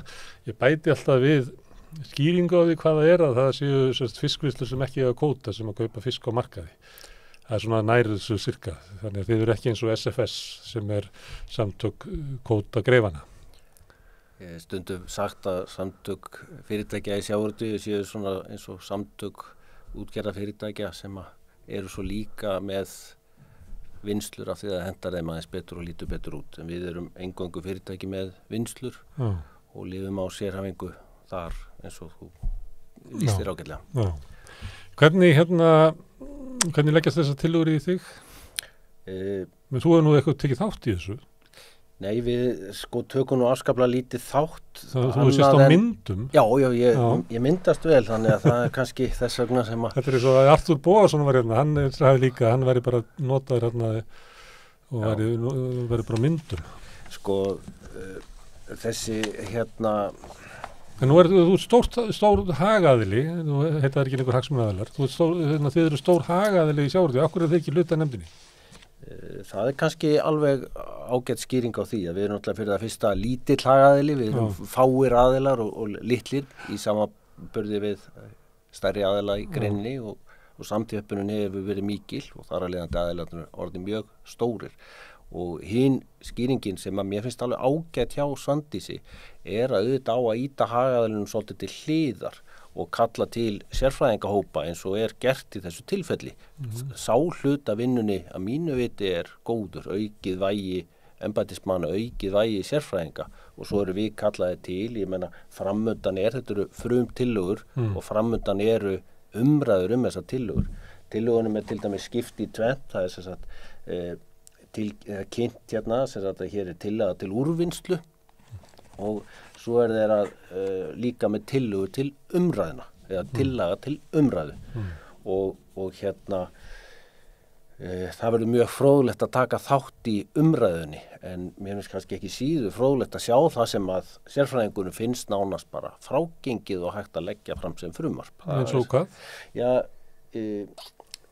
Ég byrjaði að nú á því að merkja hér við tillögu sem finnst góð og það hér nefnt að allur veiddur afli kom í land, það hlýtur að vera gott. En segir þá að það verið að tala brotkastið. Við erum að berjast í því í 40 ár. Við erum, þessi nefnd leysir einhverju leyti af hólmi aðra nefnd, mátt ekki gleyma því að Kristján Þór, hann skipaði nefnd eftir að Ríkisendurskoðun var búin að segja skam. Við megum ekki gleyma því að það kemur hér fyrir 149. löggjafarþing, þá sendir forseti Alþingis skýrslu Ríkisendurskoðunar og þar sagði bara Ríkisendurskoðandi metur framkvæmd vigtunar á hafnavog misjafna og ekki ávallt í samræmi við lög, sem sagt vigtunin ábótavant. Þetta voru 3 atriði, það var vigtunin, brottkastið og svo samþjöppunin. Það var það sem þessi nefnd forverið þessar nefndar sem við erum svo í núna. En hérna því við vorum að tala tillögur, þarna sem sagt tillaga til úrvinnslu, það til og ég tek bara heilsegar undir, ég ætla að reyna að vera jákvæða líka að hér þessi tillaga að allur afli kom í land. En við erum búin að vera að vinna því í 40 ár en það ekkert, kannski einhver árangur en ég meina það ekki, lausnin ekki fundin. Nei og ég líka rembast við að vera jákvæður, ég að stærstu leyti ekki jákvæður, ég skal alveg kenna það. Næsta til að einmitt vigtunina og okkur hefur þótt mjög undarlegt að aðilum handhöfum veiðiheimildana sé í mörgum tilfellum falið mjög opinn reikningur í vigtun eigin afla og hér einungis talað að samræma vigtun afla og gera ferlið skilvirkara. Ríkisendurskoðun sagði hvað? Ríkisendurskoðandi metur framkvæmd vigtunar á hafna og misjafna og ekki ávallt í samræmi við lög og stjórnvaldsfyrirmæli. þessi tillaga ekki neinu samræmi við þetta. Alvarleikan, það sem alvarleiki þannig þetta komið upp á eitthvað svona stig. En svo ef við höldum áfram sko, þá mjög einkennilegt í þessum tillögum öllum að það eins og allt sem heitir félagslegt. Það eina sem vantar að þetta sé feitletrað og rauðletrað félagslegt. Meinar það sé breytt í svona niðrandi orðan? Já, mér finnst það hreint og klárt vera þannig að það er mér fannst við kynningu tillagnanna og ég tek bara ítrekka það að mér finnst vinnubröðina mörguleiti góð, uppsetning nefndarinnar og okkur Artúri var gefið tækifæri á því að ræða við hópana og ég gerði það meðal annars, þetta töluverði orku og ég veit að hóparnir hafa gert það. En sérðu eitthvað merki þess að það hafi verið tekið til þess sem þú sagðir? Þessi tillaga Vaffesaflan, hún einhverju leiti ég hefði getað sagt þetta. Ég hefði getað sagt þetta, ég ætla ekki að segja þetta séu mínum orð þarna. Þetta til að 12 líka, hún var eitthvað þetta með vigtunina, en ég hefði viljað fara miklu lengra og grimma. Og hún er stórt vandamál, þetta er ekki lítið vandamál. Ég bara tek mér orð ríkisendurskoðanda í munn. Það eru þessi 3 atriði og ég get svo hér aftar, það er ekki talað samþjöppun sem ríkisendurskoðandi talar að sé blasi við og mér finnst það líka og okkur í okkar samtökum. En þannig bara verið hér í tillögunni að tala mjög svona mildum rómi tengsl. Ekki endilega með neikvæðu formerki eins og samþjöppun er klárlega. Má ég fyrir þá sem ekki skilja okkur þetta með vigtunina skiptir máli, getur þú lýst í hver er svona uggur manna hvernig þetta væri misnotað? Þessi stað, að þessu setja ásaka ykkur tiltekina. Þannig að bara fólki fatti það af hverju þetta er mikilvægt mál. Fólk getur farið inn á fiskistöðu.is. Þar er reglulega gerð úttekt á því sem er kallað yfirstöðu. Það er sem þegar embættismaður kemur og fylgist með vigtun aflans hjá hlutaðeigandi sem er þá í flestum tilfellum að landa hjá sjálfum sér, sem er útgerðarmaður og með vinnslu. Hlutfalla og afla og ís og hann skoðar þetta. Já, þú borgar einungis kvóta fyrir aflan en ekki ísinn eða vatnið eða slóvatnið eins og talaður og þar eru þetta má líka þessu við þegar lögreglumaður að taka eitthvað bara með radarmæli eða við radarmælingar að það er bara viðvarandi mismunur á þeirri vigtun og svo vigtun sem að gefin er upp þegar ekki staðið yfir viðkomandi aðilum. Og í okkar huga er þetta svo stórkostleg brotalögum að það ætti bara að leggja þetta af. Og þá áttum við kannski segjum að sé vigtað í körum, eitthvað sem bara dæmi, að þá þegar þeir eru að vigta sjálfur að þá eru bara 750 kíló í karinu, svo þegar ykkur horfir á það, þá eru 900 kíló.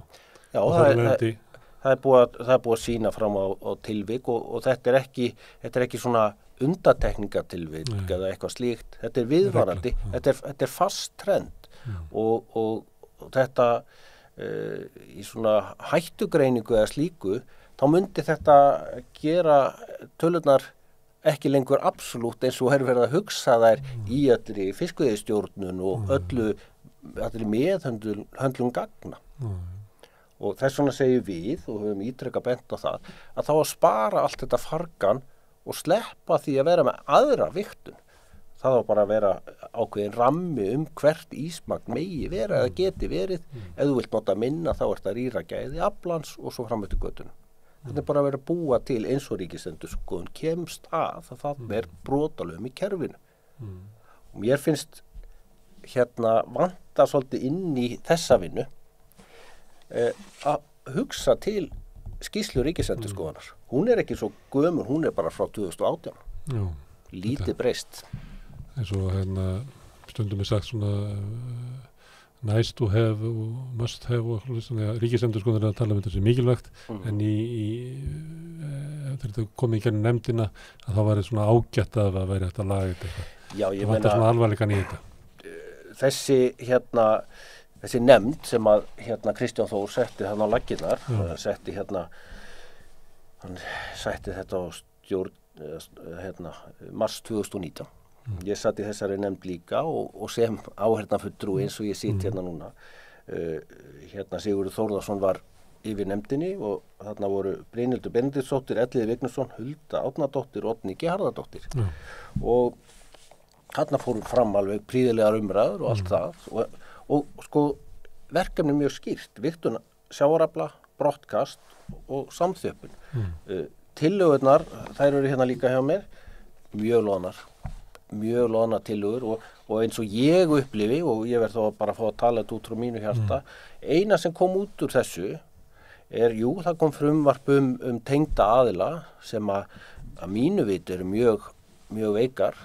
Frumvarpið herti mjög lítið að tengingu aðila og síðan Fiskistofa farin að flögra með einhverja dróna yfir smábáta flota landsmanna og ekki í stærri skipum gengur afskaplega illa að fara útfæra það.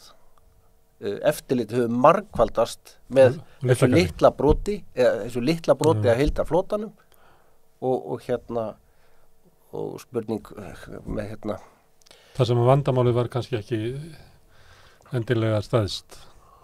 Ef við erum að tala brottkast og annað slíkt, þá það grunurinn eða ekki að það sé verst í tórunum, ekki?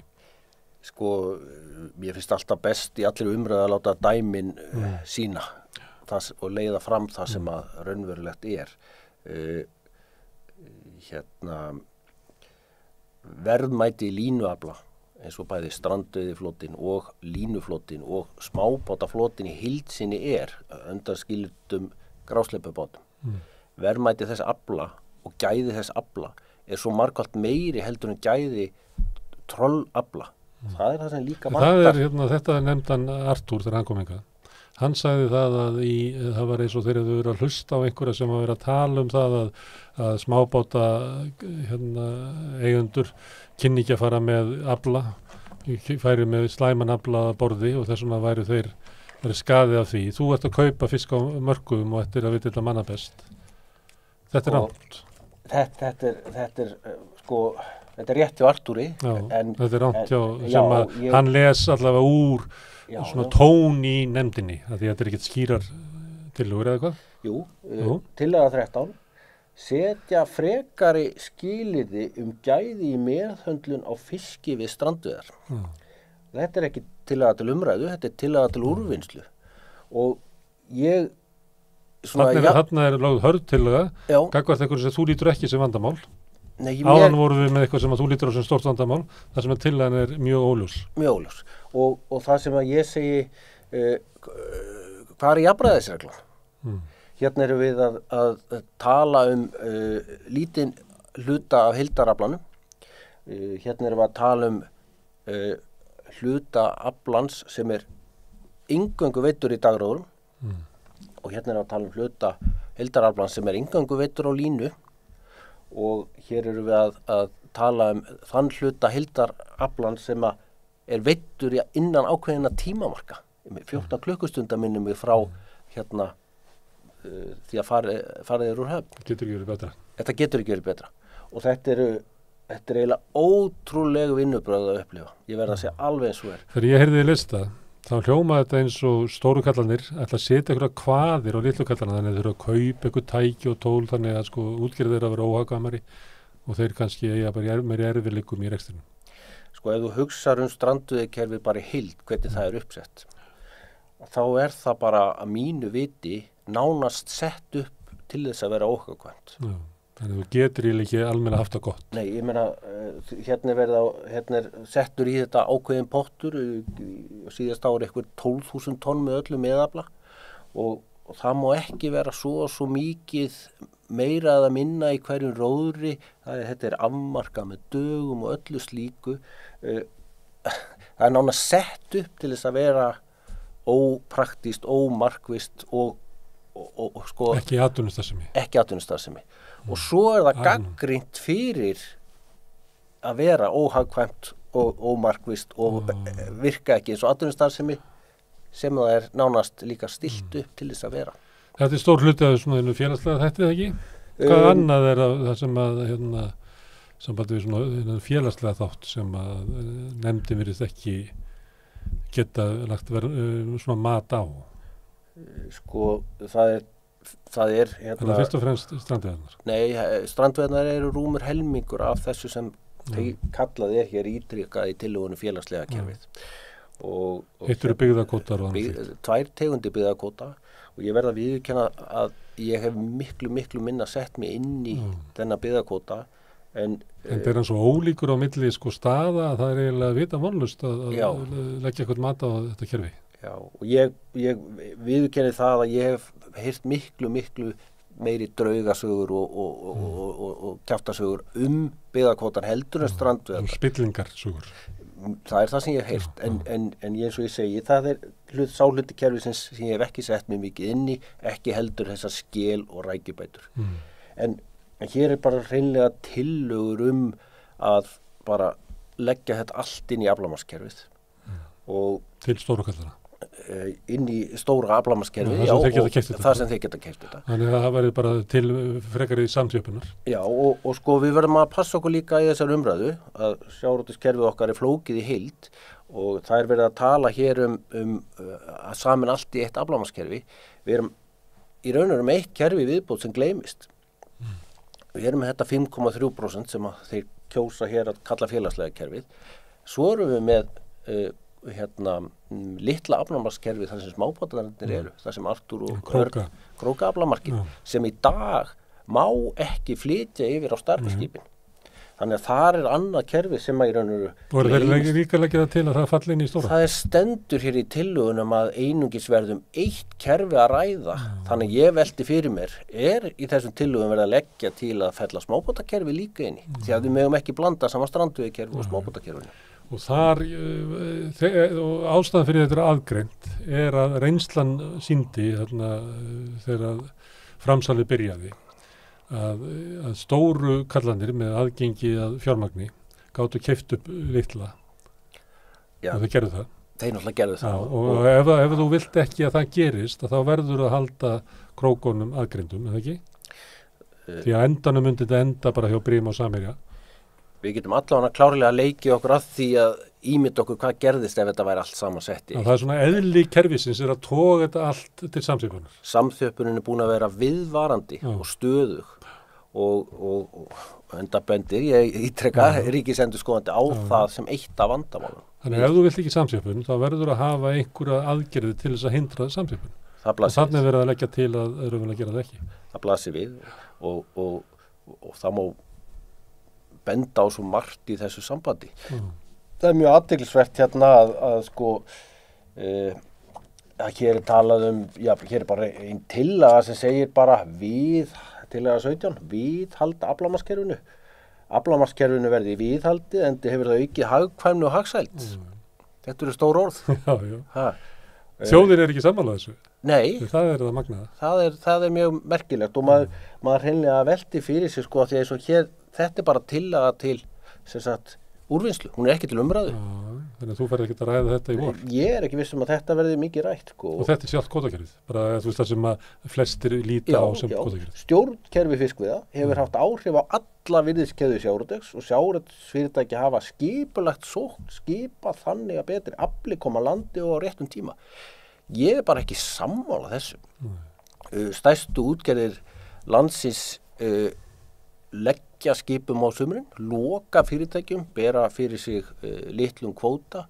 Ég hefur oft fundist að ólíkt því sem er að gerast í öðrum geirum, þá eru við ekki orðin markastrifin í íslenskun sjávarútvegi nema litlu leyti. Þú þurfum að segja þetta, það mann ég að sjávarútvegi til þetta og tús, þetta er ekki endurskoðanda fyrirtæki, þá sagði Þorsteinn Már að við myndum aldrei ná árangri nema við getum tryggt jafna sölu inn á markaði. Það var þetta að ganga þessu vísu. Þetta er alveg í andstöðu við það sem hann var að telja sér markmið. Já, en ég er alveg sammála því sem hann segir varðandi hvað þetta. Hvað segir, en ekki hvað hann gerir. Já, akkurat. Já. Það er nefnilega mikil munur á. Hann er þarna að vísa til þess að eldisfiskur í dag, hann getur verið framreiddur nánast eftir pöntunum. En sko framboð á fiski á Íslandi er mjög breytilegt og stærstu útgerðir, stærstu handhafa veiðiheimildina, þeir loka fyrirtæki sínum hiklaust í 1-2 mánuði og bera við skort á veiðiheimildum.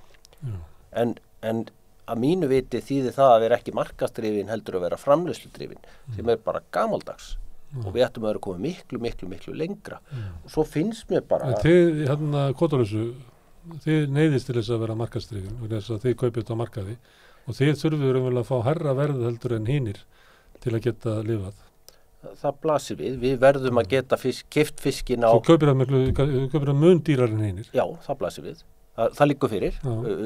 Það hefur bara marg búið að leiða það fram og stöðugt leitt fram meðal annars inn á heimasíðu Velastofu skiptaverðs sem heldur utan verðmyndunina hér í landi, bæði í beinu viðskiptunum og innri viðskiptum þessara fyrirtækja og svo á markaði. Og þið fáið þá hærra verð heldur en hinir á erlendum mörkuðum? Þetta segja það? Við neyðumst til þess. En náðu því?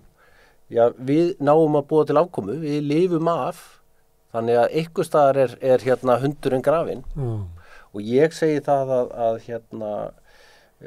það samkeppni sem verður að fá að drífa markaðinn, það samkeppni sem verður að fá að keyra hlutina áfram og við getum ekki treyst því eins og þessi orð gefa svolítið í skyn að þessi fyrirtæki muni bara leysa þetta öll sjálf. Þeim ekki eins og þú getur alveg trúið að sambandið hafi bara leyst sín vandamál á sín tíma. Þeir áttu allavega verið í skeðuna. Akkurat. Ég oft talað McKinsey skýrsluna, hún nú oft verið nefnd, en henni stendur að það mat McKinsey að samkeppni sé lykillinn að aukinni framleiði hér á landi. Dæmi, sögunar, fákeppni og hringamyndanir ættu að varða leiðina. Við förum akkurat í hináttina. Já. Ég byrjar að kalla þessi stóru fyrirtæki bara auðhringi. Þetta eru svo stór fyrirtæki, þau eru bara hrikalega stór á íslenska menningarna. Svo að þau segist alltaf vera lítil og erlenda menningarna, að þá eru þau í okkar samfélagi, þá eru þau eins og auðhringir. Já, samkeppnis yfirvöld hér á landi náttúrulega þeim þröngt sniðinn stakkur og það verður að segja eins og að hluta til eru nýjustu viðmið eða svona það sem að samkeppniseftirlit starfar eftir talsveit gamaldags. Ef farið til Bandaríkjanna og lestar greinar eftir forstjóra samkeppniseftirlitsins þar, þá segir hún sem ég man ekki nákvæmlega hvað hann heitir en þá segir hún ósköp einfaldlega að það ekki hægt að bíða eftir því að samþjöppinu verði svo mikil að samkeppnisbrotin og markaðsbrestirnir verði óhjákvæmilegir. Samkeppnisyfirvalda verður að vera það að stöðva þau og tryggja að samþjöppinu verði ekki svona mikil. Það verður að gerast löngu áður, mörgum árum áður og það verður að tryggja setupið. Það hindrar að það ástand verði til sem að brotin nærast á. Akkurat, í stað þess að fara að ráðast á afleiðingarnar. Herðu, en við erum með SFS, stórútgerðina, og þau eru með svona kerfi, þau eiga kvótann og þau landa hjá sjálfum sér og vinna fisk og selja sjálfum sér og fara út í heim. Hinum einn lítið veikburðakerfi, þar sem eru strandveiðar og krókabátar og eitthvað fleira, og þú segir að þú kaupir frekar fiskinn þar, þannig að það sé betri. Líklega líka vegna þess að þú er algengi ánum en það bara betri fiskur sem þú færð og þú viljir ekki alveg segja það að þið neyðist til þess að fá hærra verð á afurðunum út í heimi heldur en hinir þú vil ekki fullir að þú fáir það þá þetta segja að þú vilja neyðist til þess að fá það þannig að þetta litla kerfið til hliðar það eftir því sem að ég sé þjóðhagslega hagkvæmara heldur en stóra kerfið sem er hér.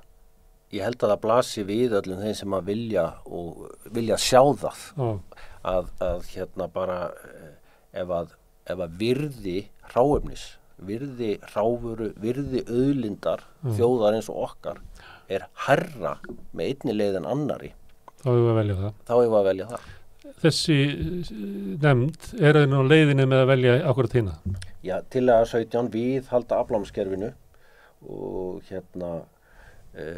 mér finnst þetta svona nánast eins og svona einhvers konar svansvottun á 94,7% kerfinu en allir gallarnir séu í 5,3%. Sem að þú til að vera betra kerfi? Síðan hafið sínt betri árangur? Ég til strandveiðarnar hafa verið tvímælalaust til mikilla bóta og ég hef ekki séð annað kerfi sem ýtir jafn mikið undir til dæmis línuveiðar. Línuívilnun gerði það og ég skil ekki þessa umræðu, þetta ákveðin hvítbók sem við erum með fyrir framan okkur og við erum að tala um auka verðmæti og auka gæði og allt þar fram eftir götunum og svo bara sleppuðu við því að ræða það að stærstu hluti afla hjá stærstu útgerðarfyrirtækjum Íslands veitt í troll. Það búin til lakari afurð, hráefnið lakara og þessi bara sleppt í umræðinu. Og líka bara umhverfisþáttur trollveiða sem bæði það rosalega orka sem fyrir að draga trollið og mikil mengu sem fylgir því, plús það að trollið sjálft getur valdið skaða á hafsbotni. Já. Þetta ekki rætt, en samt þetta kynnt okkur sem einhvers svona stórkostleg skref í umhverfisvöld. Þetta enda rætt, við mögum að passa okkur að fullir ekki að það sé ekki rætt, en það jafnvel verið að gagnrýna vistvæni strandveiða. Sem nú svona kostulegt. Já, og það nú myndirnar sem að stórútgerðin notar til að selja afurðir sína erlendis, það alltaf myndað einhverju strandveiðimanni á skaki. Já, ég meina, hefur þú einhvern tímann í fiskbúð séð auglýsta 5 daga trollísa? Það hefur aldrei séð. Þú myndir aldrei fá það samþykkt sem markaðsefni, hvort sem það hér innanlands eða erlendis.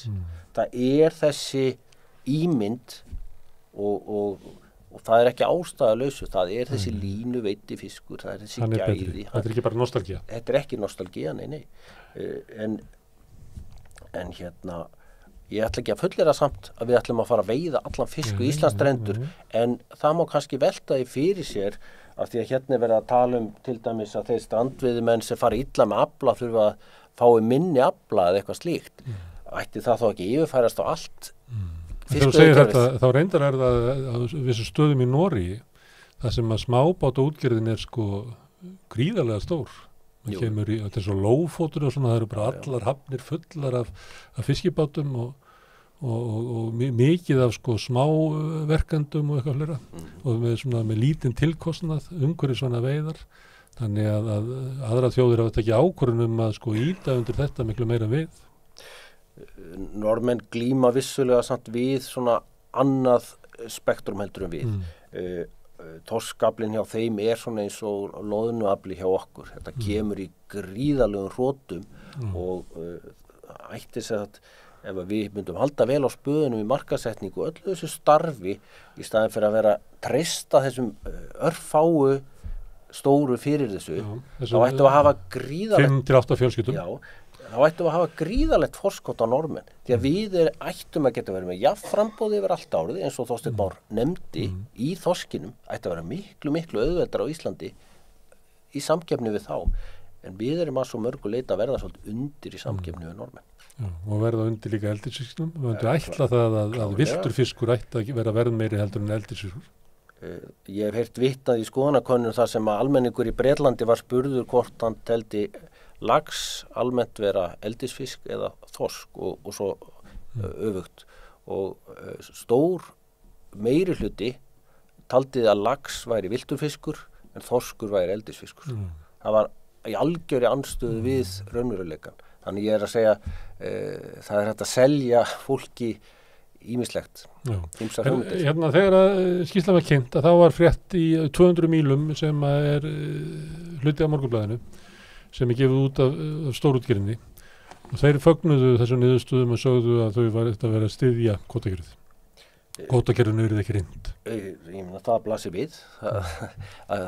Það það sem að tillagan fjallar fyrst og fremst tillaga 22 sem reynda til umræðu að afnema í 5,3% kerfið og nýta afraksturinn. Þetta bara litið á að þetta muni skila svo mörgum milljörðum að hætta þessu vesinni, hætta þessu félagslega vesinni og það að nýta afraksturinn til uppbygginga dreifðra byggða. Það borgaðan bara. Já, sem náttúrulega stórkostlega merkilegt. Ég hef oft leikið mér að því að hugsa fyrstu grein laga stjórn fiskveiða. Af því hún miklu betur heldur en fólk einhvern veginn áttar sig á. Það eru 4 atriði í þessari fyrstu grein. Verndun nytjastofna. Deildu það hvort það hafi tekist?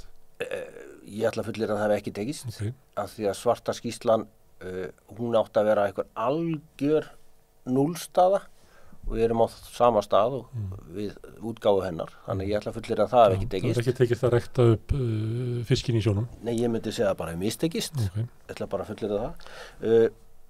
Annað markmið, hagkvæm nýting. Hefur það tekist? Ég held að það sé ansi erfitt að fullyrða það. Kannski fyrst og fremst byggt á því að við höfum ekki náð að byggja upp nytjastofnana. Það segir okkur væntanlega að nýtingin hafi ekki verið hagkvæm. Einhverju leyti kannski, við vorum að tala hér áðan brottkast, það kemur ekki fram í vigtarskýrslum eða svindla á vigtarskýrslum, það skerðir líka afla, það er ansi margt sem er skrítið. Traust atvinna í landinu, mér finnst nú vanta eina blaðsögu bara hérna fyrir, með mynd úr verbúðinni, mér finnst það alveg hefði mátt vera hérna því að verbúðin var náttúrulega frábært innlegg í umræðum sjávarútvegsmál á Íslandi. Þetta kom svona allt öðrum áttum og var skemmtilegt, vakti svona tilfinningar og mjög margir sem gátu búið til einhverja tengingar og hugsa til einhvers ættingja. Áttu þá við öll þau störf sem hafa tapast út úr greininni eða hvað þetta vísa í? Það náttúrulega hefur orðið mikil tæknibilding. Það er náttúrulega þegar menn að tala til dæmis störfin sem tapast út á tæknibildingum, að þá náttúrulega fiskvinnsla á Íslandi er eiginlega skýrasta dæmi það voru líklega 10-12.000 fiskverkamenn í Íslandi fyrir kvótakerfið, þeir eru hvað 2000 í dag eða hvað? Já þetta er hérna í bókinni og ég byrðist afsökunar, hún er 200 og eitthvað blaðsjör, þannig að maður er svolítið lengi að fletta en vissulega... En þú ert ekki að vísa til þess að það er ekki hægt að halda í störf sem að tæknin hefur þurrkað út? Akkur ættu við ekki að geta gert aðeins meira en við erum að gera. Er það ekki hluti af vandanum við samþjöppunina að þeir vilja helst komast í þessi 5,3% og jafnvel ef ég skil þetta rétt krókakerfið eins og að leggur sig og síðan eru flutt 50.000 tonn svona cirka óunin úr landi. Það verður ekki til mikil atvinna vegna þess. Og hvert eru það flutt? Vísvegar til Evrópu og til Kína í frekari vinslu. Þannig bara verið að flytja atvinnu úr landi og það er afleiðing af kerfinu sem við búum í. Þegar þetta er rætt, að þá segir SFS að þá er fersk fiskur fluttur út úr landi og þá láta þau í það skína að þetta sé fiskurinn sem fari á dýru veitingastæðin að þetta sé alveg þau getur tapa bara peningum á því að vera að vinna fiskirna. Það er einfallega rangt. Það er langstærsti hluti þessa afla sem fer í framhaldsvinnslu. Og hjá fyrirtæki sem að þess stórútgerðin ákvæmst? Já, Samherji á fyrirtæki í Þýskalandi sem vinnur 15.000 tonn af fiski í áframvinnslu í Þýskalandi. Það er mjög erfitt og ég hef aldrei fengið uppgefið hvaðan sá afli kemur, hvort að það séu 15.000 tonna óunum afla sem flutt er frá Íslandi til Þýskalands. Þetta eru svona getgátur þar að leiðandi en það er hægt að leggja saman 2 og 2. Ok, við getum búið til miklu meiri störf með því að hafa meiri vinslu hér, þróa vöruna, vera með fjölbreytilegri vöru, fjölbreytilegri framleiðslu í staðinn fyrir að keyra í gegnum svona vinslulínur þessar stóru sem að þú ert að segja það. Já, það var liður númer 2. Það var liður númer 3, já, og svo kemur byggð í landinu. Það hefur ekki tekist. Nei, getur ekki verið nokkuð sammála um það. Það spurðu Vestfirðinga. Já, ég er Vestfirðingur. Þannig að mér hefur fundist... Og þetta er komið út á Snæfellsnes núna, þeir teltu þessu verið, nú er samþjöppinu komið þangað, þannig að það mun verða eitthvað byggður á Snæfellsnesi fljótlega. Akkurat. Og þess vegna segi ég að því ég er nú búin að tala hérna 3 nefndir, sáttanemndina og svo Kristján Þórs nefndina sem var ríkt úr vör af Ríkisendurskoðun, góðu hilli og svo nefndina núna. Gríðarlega mikil og góð vinna, en en sko maður fer alltaf að draga í efa að væntingarnar eða markmiðin hjá þeim sem íta verkefnin á stað séu miklar því að efndirnar verða alltaf svo litlar og það er búið að varða leiðina svo vel. Ég veit ekki hvort þú manst eftir starfi sáttanefndarinnar sem að Guðbjartur Hannesson leiddi, þú veist, hún störfum í kringu 2010. Kjölfar bankarhrunsins á mikið uppbrót, mikið tækifæri til uppstokkunar. Maður mikið að kóta inn í Landsbankar sem hefur getað tekið yfir veðsettur. Já, það blasti við og niðurstaðan meiri hluti hópsins vildi ekki vara tilboðsleiðina og hvað var þetta kallað? Sáttaleiðin eða samningaleiðin, já. Það er samningaleið. Það er sem þetta samið verði handhafa veiðiheimilda auðlindagjaldið. Það verið samið við Þorstein Má og Guðmundi Brím og fleiri svona, hvað viljið þið borga í veiðigjald? Já, og það er þessi bóki kannski skilin eftir hjá þér en sko, er þessu lýst ágætlega að á síðustu 2 árum viðmiðunar árum þá er arður sem greiddur út úr sjávarútvegsfyrirtækjunum einhverjir 40 milljarðar og á sama tíma er þetta auðlindagjald einhvers staðar 10 milljarðar fyrir yfir 2 ár eitthvað. Svo að lítið brot. Og það er líka þegar menn að skoða, kannski á síðar árum að horfa á arðin en lengi vel var alveg ekki rétt að taka mið af arði sem að útgerðarmenn greiddu sér út vegna þess að það var svo mikil tækifærið að nýta féð til þess að kaupa aflaheimildir og stækka félögin þannig að stóru eigendurnir voru ekkert að greiða svo út arð því að þeir voru bara að þenja út fyrirtæki sín þannig að arður og veiðigjald er ekki alltaf rétti viðmyndu því að það sem við getum kallað hagur útgerðarinnar er miklu meiri, það er miklu snurra að taka út útgerðan arð og hækkun eiginfjár. Já, nákvæmlega og í raun og veru sko samþjöppunin ef að væri hægt að leggja vermið á hana, það í raun og veru myndi bætast við þennan útgreidda arð. En sko ég held að sko þessi fyrsta grein sé það sem að eigi að grundvalla ansi margt á og upphafi skildi endinn skoða. Og þetta er ekki náttúrulega hlutir sem settir inn í þessi lög þarna þegar þau eru sett á sín tíma, þetta er náttúrulega byggir á reynslu Íslendinga á því hvað auðlindin gerir fyrir samfélagið. Já. Hún heldur upp í byggð, hún heldur upp í atvinnu, þú veist, og við verðum að gæta, þetta er ekki eitthvað sem að einhver er ráðuneytis kalla settur saman, þetta byggir umverulega á reynslu þjóðarinnar. Og svo er þetta náttúrulega ekki bara... Þess vegna er svo góð þessi Já, akkurat. En sko, og síðan er það náttúrulega þannig að það eru þjóðir út allan heim líkar okkur sem að eru auðlinda drifnar. Bananalýðveldi hefa stundum svona þjóðir verið kallaðar og þar er mjög auðvelt að fara og skoða söguna og læra af henni. Ég meina samþjöppunin og einhvers konar spilling eða skulum við segja markaðsbrestir út af samþjöppun. Þetta er þekkt í mannkynssögunni. Þess vegna finnst manni svekkjandi að það sé ekki í þessari vinnu sem að svo mörguleiti er góð eða hún á að vera góð. Mikið lagt inn og lítið kemur út. Einhverju leiti. Ég ætla samt ekki að gera lítið úr vegna þess að það er mikið af góðum tillögum eins og í menntun og örgismálum og svona en maður kannski svona flysjar það eins utan af að því að ég allavega stend sjálfum að ég er að horfa á kjarnamálsins sem mér finnst alltaf vera þjóðarhagurinn og svona hvernig þessi innri hvatar virka í kerfinu. Mér finnst það eiginlega vera, ef ég ætta að summera upp mína sýn á kerfið, þá finnst mér það vera að innri hvatarnir eru kolvittlausir. Og það er kannski eins og menn áttir sig ekki á því hvernig þetta virkar. Þegar þú stillir þessu upp svona að þetta virkar svona og leiðir til þessari niðurstöðu. Já, ég stundur sagt frá því að mér finnst ef að kerfið væri fullkomið að þá myndi þjóðarhagur fara fullkomlega saman með því að útgerðarfyrirtæki myndi gera það sem því væri hagfelldast. En það er alls ekki þannig í dag.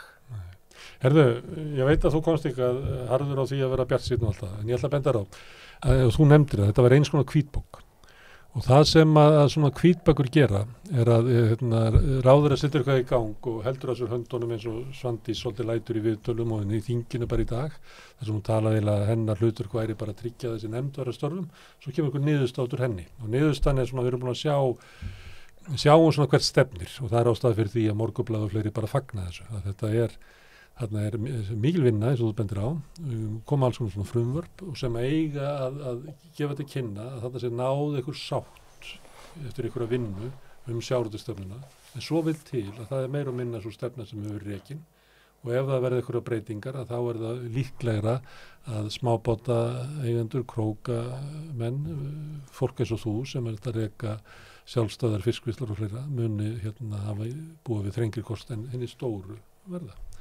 Og þá mun ráður hann segja að ég er að fylgja eftir því sem hafa niðurstöð þessar nefndar eins og það sé eitthvað sem hún hafi sótt ofan í þjóðardjúpið sem er alls ekki. Þannig var þessi Íslandsbanki seldur í einhverju skýrslu sem að meiri sér dróg fram í skýrslunni að almenningu vildi alls ekki selja Íslandsbanka en samt var það seldur. Er ekki hætt við að við séum að missa kannski að nú sé að fara í gang svona sumuleyti svona tilraun til þess að geirnegla og festa enn frekar kvótakerfið í gildi með þessari vinnu? Kannski svona eitthvað tilviljun að það var lýst yfir í dag í fjölmiðlum, tröllreið fjölmiðlum í dag að einn flottasta fiskbúð landsins væri að loka. Fiskverður voru dýr, hann Íslendingar gæti ekki borðað fisk. Já, og þetta væri nánast ógleyft. Fisksalinn hefur nú verið svona í okkar ímynd okkar Íslendinga og okkur hefur öllum þótt mjög eðlilegt að geta fengið fisk, ódýran og góðan keypt hann bara, fiskbúðið eða fiskborðum og mér finnst það svona kaldhæðnislegt að þetta hittist upp á það sama en mér finnst þetta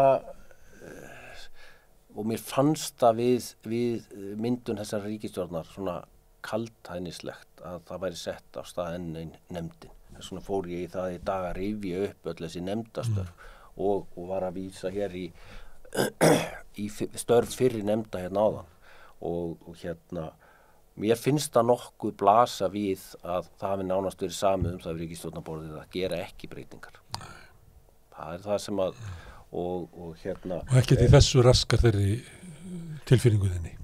Það er hér talað að fara ofan í eignatengsla, talað en mér finnst orðalagið benda til þess að það verði ekki djúpt. Tillögurnar sem eru hér svona nánast tilbúnar í þessu snúa allar að öðru en því. Og mér þykir það miður. Maður vill trúa því að kerfi eins og fiskveiðistjórnunar kerfið okkar eigi stanslaust að geta batnað en öflin sem takast á er orðin svo sterk og toga þetta svo mikið til að þú sér bara afbakaða vinnu.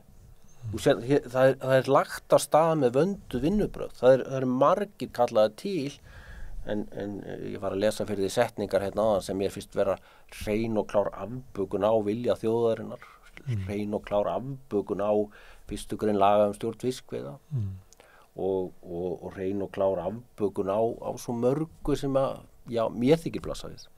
Bara staðreyndum, sumleyti, já. Herðu, Arnar Atlason, kæra þakki fyrir að koma við rauðaborðið og við höldum náttúrulega áfram að fjalla sjávarútvegsmál og munum gera það á næstu dögum og vikum því að það er meðan að þessi nefndir að störfum og er svona má reikna með að hún komi með tillögur sem að flestar miða því að festa kerfið en frekar í sessi að þá er mikilvægt að almenningur sem er andsnúinn kvótakerfinu finni leið svona til þess að andmæla. En við ætlum núna á eftir að tala við hana Sigríði Ingibjörgu Ingadóttur, hagfræðing BSRB, þá staðreynd að fyrirtækin menga en það eru einstaklingar og almenningur sem helst borgar mengunarskattin eftir augnablik.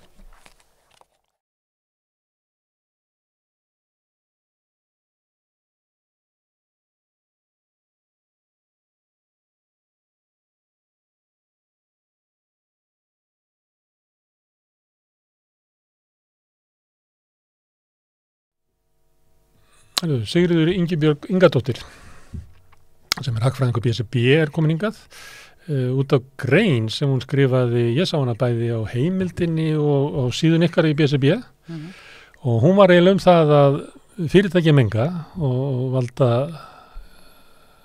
skaða í umhverfinu og það á að vinna gegn því með því að leggja á skatta og annað slíkt. En skattandi lenda fyrst og fremst á einstaklingum. Er þetta rétt túlkun á greinni? Já, þetta svona, þetta borga fyrirtækin eitthvað, en það er þannig að við erum ekki með prinsipið þeir borga sem losa, nema ákveðna hópa. Það er sem sagt, þannig að á heimilum sem að keyra á bensín- og díselbílum, þar er full skattlagning, en svo er atvinnugreinar sem að er svo landbúnaður eða flugið er ekki komið inn í neina alvöru skattlagningu. Þess að sjávarútvegurinn mengar hryllilega. Já, og borgar náttúrulega eitthvað inn í þetta, en það er ekki, hagstofugögnin gefa ekki góða greiningu á þessu, en við sjáum það bara að því við hjá verkalýðshreyfingunni höfum verið saman ASÍ, BSRB og BHM að vinna í sambandi við réttlátt umskipti sem snúa það að þegar við förum í gegnum þessar nauðsynlegu breytingar sem að fylgja því að draga úr losun og reyna að koma plánetunni fyrir vind og okkur mannkinni, að þá verður það að vera gert þannig að það sé gert með sanngjarnum og réttlátum hætti og að það sé ekki lögð hlutfallslega meiri byrði á þá sem eru tekjulægri. En það er í raun og veru það sem við erum að gera núna og þetta er svolítið viðkvæm umræða því að þetta er mikilvægasta verkefni samtímans. Akkur viðkvæm?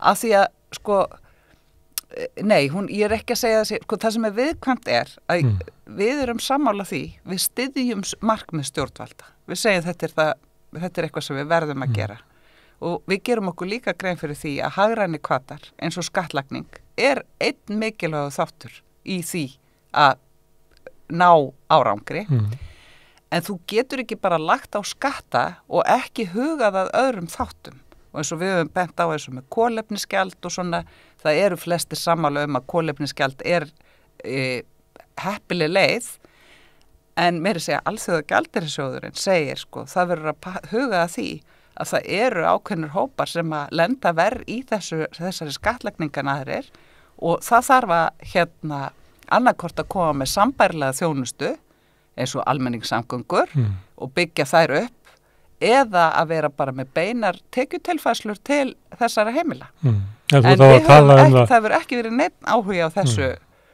Þú ert þá að tala það að það hefur verið stuðningu til fólks að kaupa rafbíla. Já. Og það eru þeir sem helst eiga efna á að kaupa sér nýja bíla sem hafa nýtt sér það fyrst og það er kannski, við getum bara sagt, efri millistéttin sem er fyrst í því. Já. Svo heldur þetta að kerfi eitthvað áfram. Á endanum er mjög líklegt að fátækasta fólkið sem er á gömlum þriðju eigendur af gömlum bensíndruslum sem að munu borga hæðst mengunarskattana. Já. Fátækasta fólkið. Já, og það er, að því að svo er líka þetta nýri bílarnir sem eru drifnir af jarðefnaeldsneyti eru sparneytnari en þeir sem eldri eru og svo eins og með þessar ívilnanir. Það er jákvætt í upphafi. Ég hef skoðað þessi vask og innflytjuskjöld og ég hef skoðað þetta svolítið og þrátt fyrir það að ég sé mikill jafnaðarmaður þá hef ég samt ég hef geta stutt þessa leið af því að þú ert að reyna að fjölga bílunum, hreinorkubílum til þess að geta byggt upp innviði og undirbúið en ég hef náttúrulega líka talið að það þyrfti þó að vera einhverjar aðrar aðgerðir samhliða þessu. Það sem að við sjáum núna er að það er kannski ekki búið að byggja nógu vel upp innviðina þó að það hafa orðið umbreyting þar á en þá er ekki nógu mikið af hleðslustöðum fyrir þá sem að til dæmis eru ekki með fyrir utan húsin sín hleðslustöðvar og það hefur ekki verið heldur reynt þá að sporna við fjölgun bíla samhliða. Ég var að skoða tölur og síðustu 10 árum hefur okkur fjölgað 20%, frá því að ívilnanirna tóku gildi, þá hefur okkur fjölgað 20%. En bílaeign heimilanna hefur aukist 50%. Og það hefur ekki verið nein tilraun til þess að, og ég kann ekki sko tækin til þess að fást við það, en til þess að draga úr fjölda bíla per íbúa. Þannig að þá hugsa maður býttu þannig þá bara verið að gera einhverjum kleift að kaupa bíla, það hefur alveg jákvæð áhrif að einhverju leiti, en það hefur mjög neikvæð áhrif að því leiti að þú ert að nýta fjármuni með mjög ómarkvissum hætti sem þú hefði þá kannski geta notað í eitthvað annað. Að því við erum á sama tíma að tvöfalda, eða það er 50% aukningi díselbílum á sama tíma og svona. Þannig að þetta er í raun og vera algjör fall einhvern á þessu. Þannig í heildina erum við ekki að ná góðum árangri, eiginlega öfugt, þó svo þessi fjölgun á rafmagnsbílum. Já. Og það í sjálfu sér er mjög jákvætt, en þá verður maður að horfa á allt eitt líka og hvað, borgarlína, hvenær byrjar hún að keyra? Það er alltaf verið að færa það bara, ég get alveg spurt því hvenær verður Landspítalinn tilbúin. Já, og það er eins og það sé sko einhver sturluður ótækni að ætlast til þess að það sé alvöru almenningssamgangnakerfi. Það verður skerniðu strætó á tímanum sko. Já, það er líka það. Það er líka að vera að hækka í strætó og Já, ég tek reglulega strætó og mér veist alltaf, sko, það hækkar mjög hratt gjaldið þar. En við höfum ekki neina svona heildstæða sýn í því hvernig við viljum haga þessu málum, og það alvarlega er að þetta er stærsta loftslagsaðgerð íslenska stjórnvalda. Lítur að vegasamgöngum. Og það er búið að gera ýmsa hluti, búið að koma með ívilnanir, leggja á kolefnisgjald, byggja upp einhverja innviði. Það er markmiðum að banna bensín og díselbíla eftir 7 ár. Við heyrum ekkert af því, hvernig það eigi að framkvæmast. Þá er það náttúrulega innflutningur á nýjum. Við eigum að ná 100.000 rafmagnsbílum fyrir árið 2030. Lengi vel, sko það er verið að niðurgreiða tengiltvinnbílana sem eru svona plug-in. Það var kannski allt í lagi fyrstu árin, en frálegt að gera það núna þegar það eru komnir svona góðir rafmagnsbílar. Þú eru að fyrir ekki að ég komi nú út í dálítið rant hérna. Nei, það er bara góð rök fyrir því að það drægi ekki úr mengun að flytja inn tvinnbíla. Nei. Það er bara verið færið bæði, norðmennur hættir því undan Íslendingum. Og það dregur ekki mengun að koma með ívilnanir fyrir rafmagnsbíla þegar þú á sama tíma ert að auka innflutning á díselbílum. Þetta er einhvern veginn svona langt umfram fjólsfjölgun. Þú nefndir upp að þeir borga ekki sem að losa eða menga og þetta getur verið að þessi staða sé að einstaklingarnir borgi meiri mengunarskatta heldur en fyrirtækin, þó við vitum að fyrirtæki eru vel að stjórna allri mengun og þá er bara drifið áfram af hagnaðarvon og öðru slíku sem að bara keyra fyrirtæki áfram. En í umræðinu er oft verið að tala svona um okkar ábyrgð, til þess varðandi plastið. Við fáum ekki plastbók í búðunum, en förum svo heim með mægisbókan fullan af plasti sem er í hillunum og í vörunum, sem er kannski ég hef stundum ábyggilega 40-faldur á við plastbókan. Þannig að langar að leggja eitt fyrir því. Getur það verið að þetta sé tengt kannski svona góðsögn nýfrjálshyggjarana að neytandinn stjórni markaðnum.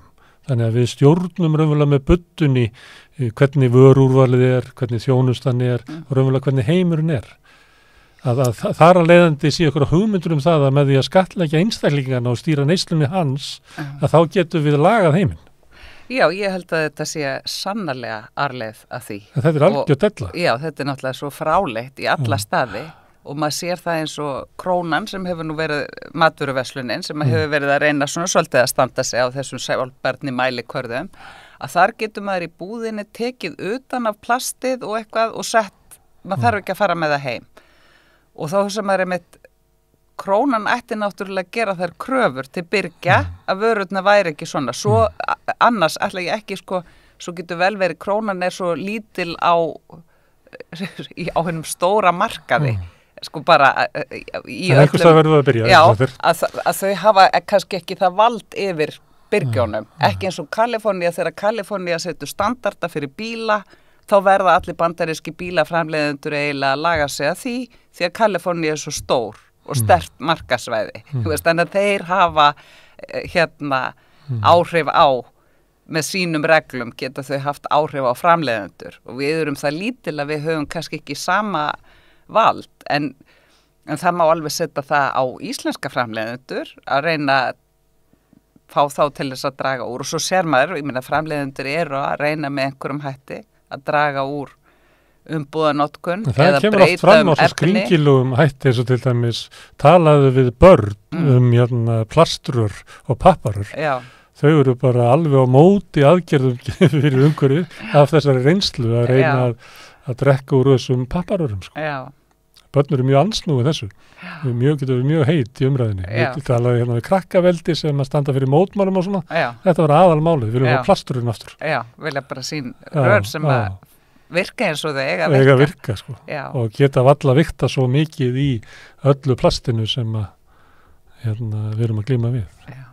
En ég sko og það kannski, við erum bara líka aftarlega á mérinni í ef við tölum sorphirðumál bara sko meðferð sorps hér á höfuðborgarsvæðinu til háborgarneskar við erum algjörlega eftir á þar og þá kemur að því sko að Jón og Gunna eru ótrúlega viljug að flokka sorp og við gerum þetta ennþá þó við höfum eiginlega enga samfæringu fyrir því að það sé verið að meðhöndla þetta með góðum hætti. Þetta getur verið blandað aftur. Já, og svo ganga allskins tröllasögur það og svo maður aldrei viss en við erum samt öll að bartús í þessu að því við viljum leggja okkar að mörkum en það sem að kannski ég var að draga fram í þessari grein að þetta ekki leiðin til að ná árangri. Af því það ekki bara það, ef að þessi skattlagning á heimilin væri þá að sýna einhvern rosa árangur. Þú nærði einhverjum pínulitlum árangri, en þú ert ekki að gera það sem þú þarft að gera samlega. Þá þetta komið yfir okkur svona trúarlegt svið, þá þetta tákgrænar aðgerðir sem verið meir til þess að fríða. Já, og þetta eru aðgerðir sem að hafa, þetta almennt viðurkennt sem rétt leið, en þú bara ekki að beita ýmsum öðrum tækjum sem þú þarft að beita samhliða. Men þetta rétt í að þú nefndi krónuna sem að tengist nú ekki svona loftslagsmálum. Það var í Frakklandi, þá voru sett lög sem að skilduðu stórmarkaði að gera samninga við góðgerðarfélög til þess að taka á móti vörum sem að vera að renna út. Já. Þau máttu ekki henda, nema það var eitthvað sko viktað á fermetra í búðinu og annað slíkt. Já. Og þú máttur eiginlega ekki hafa opið nema að vera búin að gera svona samning til þess að tryggja það að varan sem þú ætlar ekki að selja færi til einhver að nota. Já. Færi niður eftir. Og viðurlögin við að gera þetta ekki, þetta var fyrir eitthvað svona 3-4 árum og ég var að slá á það hvað það væri til þess bara fyrir melabúðinu eitthvað svona. Það voru svona 6 milljónir á mánuði ef þú gerir þetta ekki. Þannig þetta voru svona aðgerðir sem voru raunverulega til þess að draga úr matarsóun á þessum stað sem búðin. Finnst þér að mætti fara að skoða svona? Já, algjörlega, því að þetta bæði lítur þessi matarsóun að hafa áhrif á verðlag því að þú þarft að henda svo mikla vöru og ég ímynda með það að verslunarrekendur reyni að hafa, þú veist, það vill enginn henda vöru en ég meina þú þarft að fá meiri pressu, þetta ekki mitt sérsvið, en svo það líka þannig að þessi lífræni úrgang, bæði sko eigum við að fara vel með auðlindi jarðar, hvort sem að það í matarframleiðslu eða öðru. En svo líka lífrænn úrgangur, sko, hann losar metan sem gróðurhúsalofttegund sem hittar miklu meira en koltvísýringur. Þannig að það rosalega alvarleg, það mikið sem skiptir máli að við drögum úr losun frá lífrænnum úrgangi. Og svo framleitt eins og þessar gasstöðvar sem búa til gas úr lífrænnum úrgangi. Þá verið að fanga metanis og það sé hægt að brenna það því að þá verður losunin CO2 en ekki metan, það skárri losun en það ekki best væri að hafa sem minnst af því. Þið eru að starfa saman BSB, ASI og BHM að þessum sanngjöldum skiptum og við höfum aðeins rættum það og ég held að vitið að flestir að hugmyndin hvað hægt að gera, þetta mjög fljótandi og flöktandi. Eru þið leggið þið fram lausnir eða gagnrýnið þið bara það sem Við höfum sko kannski ekki, það ekki svo við séum fullmótaða tillögur, en það sem við höfum bent á í réttlátum umskiptum, það felur í sér að við erum kannski ekki að missa mörg störf út af aðlugunar loftslagsbreytingum, en eða út af samdrætti, það önnur ríki sem eru miklu meira að takast á við það, en störf að breytast út af sjálfvirknivæðingu sem hluti af loftslagslausnum, en þá fólk að missa störfin sín. Það eru líka verða til ný störf og við erum að benda á það skiptir mjög miklu máli að fólk fái, það samfélagslegt verkefni að gefa einstaklingu tækifæri til þess að mennta sig eða þjálfa sig inn í ný störf.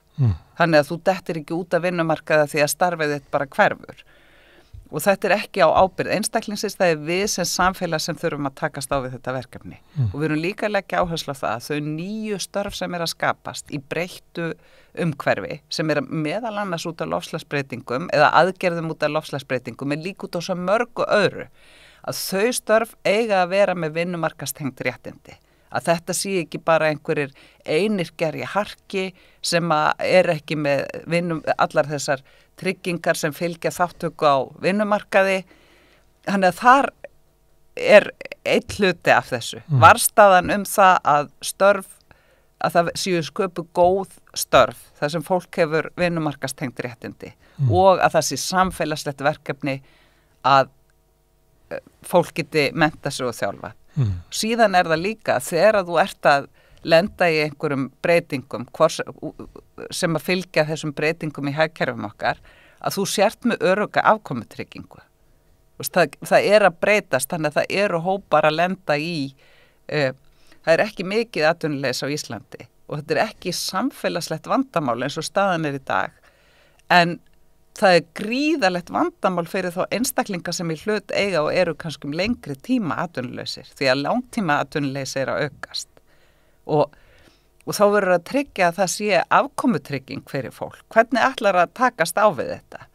Og þú þarft líka að tryggja að það skattar og það ívilnanir sem við erum að veita, að við vitum hvaða tekjuhópar að njóta þess eða hvaða tekjuhópar að taka á sig byrðarnar og að það sé hægt að bregðast við því. Og við höfum ekki mikið, það ekki mikil hugsun þessa hluti, en það þó, við erum allt, 2018 kom fyrsta svona fjármagnaða og tímasetta aðgerða áætlun í loftslagsmálum, sem var ekki merkilegt bragg, en samt æðislega mikilvægt skref úr eiginlega engu í eitthvað. Á þessum tíma, svona tæpum 5 árum sem liðin þá hefur gríðarlega margt gert. Þú veist, það eru mjög hraðar breytingar, en við höfum ekki, að því þetta náttúrulega hluti af, það verður að nálgast loftslagsmálin út frá hugmyndinum sjálfbærni, og þá það ekki bara umhverfið eða efnahagurinn, það líka félagslega stoðin, og þessar samfélagsbreytingar sem að eiga sér stað, allir þeir fólksflutningar sem eiga sér stað, við verðum að horfa á félagslega þáttin. Og mér datt að ég huga eins og það núna þessu umræðum flótta eða útlendingamál í þinginu. Ég veist að já, það hægt að smíða þannig ramma við vísum hér fólk í burtu, en ég meina þessi straumar að fara vaxandi og það mun valda, ég meina þegar fólk fer náttúrulega yfirleitt næst heimilum sínum þegar það að flýja, og ég meina fólk nú fara svæði að verða óbyggileg og fólk þarf að flytja þaðan, ég meina það skapar gríðarlega spennu, ég meina það mun skapa óróa og allskins vandkvæði sem við munum finna fyrir eins og með einhverjum hætti. Veist, og þá þessum að við verðum bara girð í bók og horfast í augu við þetta og reyna að laga okkur að því hvernig getum við lagt okkar að mörgum, hvað treystum við okkur til að gera, hvernig viljum við hafa þetta og hætta þessari varnarbaráttu og bara leggja það niður fyrir okkur. Hvernig ætlum við að vera þáttakendur í þessu gríðarlega verkefni? Og það bæði út frá mannréttinda og mannúðarsjónarmiðum er líka bara út frá öryggissjónarmiðum. Við erum öll hluti af sama heiminum. Það er bara svo langt liðið síðan að stjórnmálinn snerist það hvernig viljum við hafa samfélagið. Já. Þau hafa snúist það að stjórnmálamenn að lofa að verja fólk fyrir hinn og þessari hættunni. Já. Þannig hafa stjórnmálinn verið bara undanfarna áratugir. Já. Þannig þú ert eiginlega hvetja til þess að við förum og setjum niður og segjum hvers konar samfélag viljum við hafa. Já, og það er löngu tímabært. Byggjum upp í góða samfélag. Já. Herðu, endur þarna, Sigríður Ingibjörg. Takk fyrir að koma hérna við rauðaborðið og við skiptum yfir í næsta mál eftir augnablik.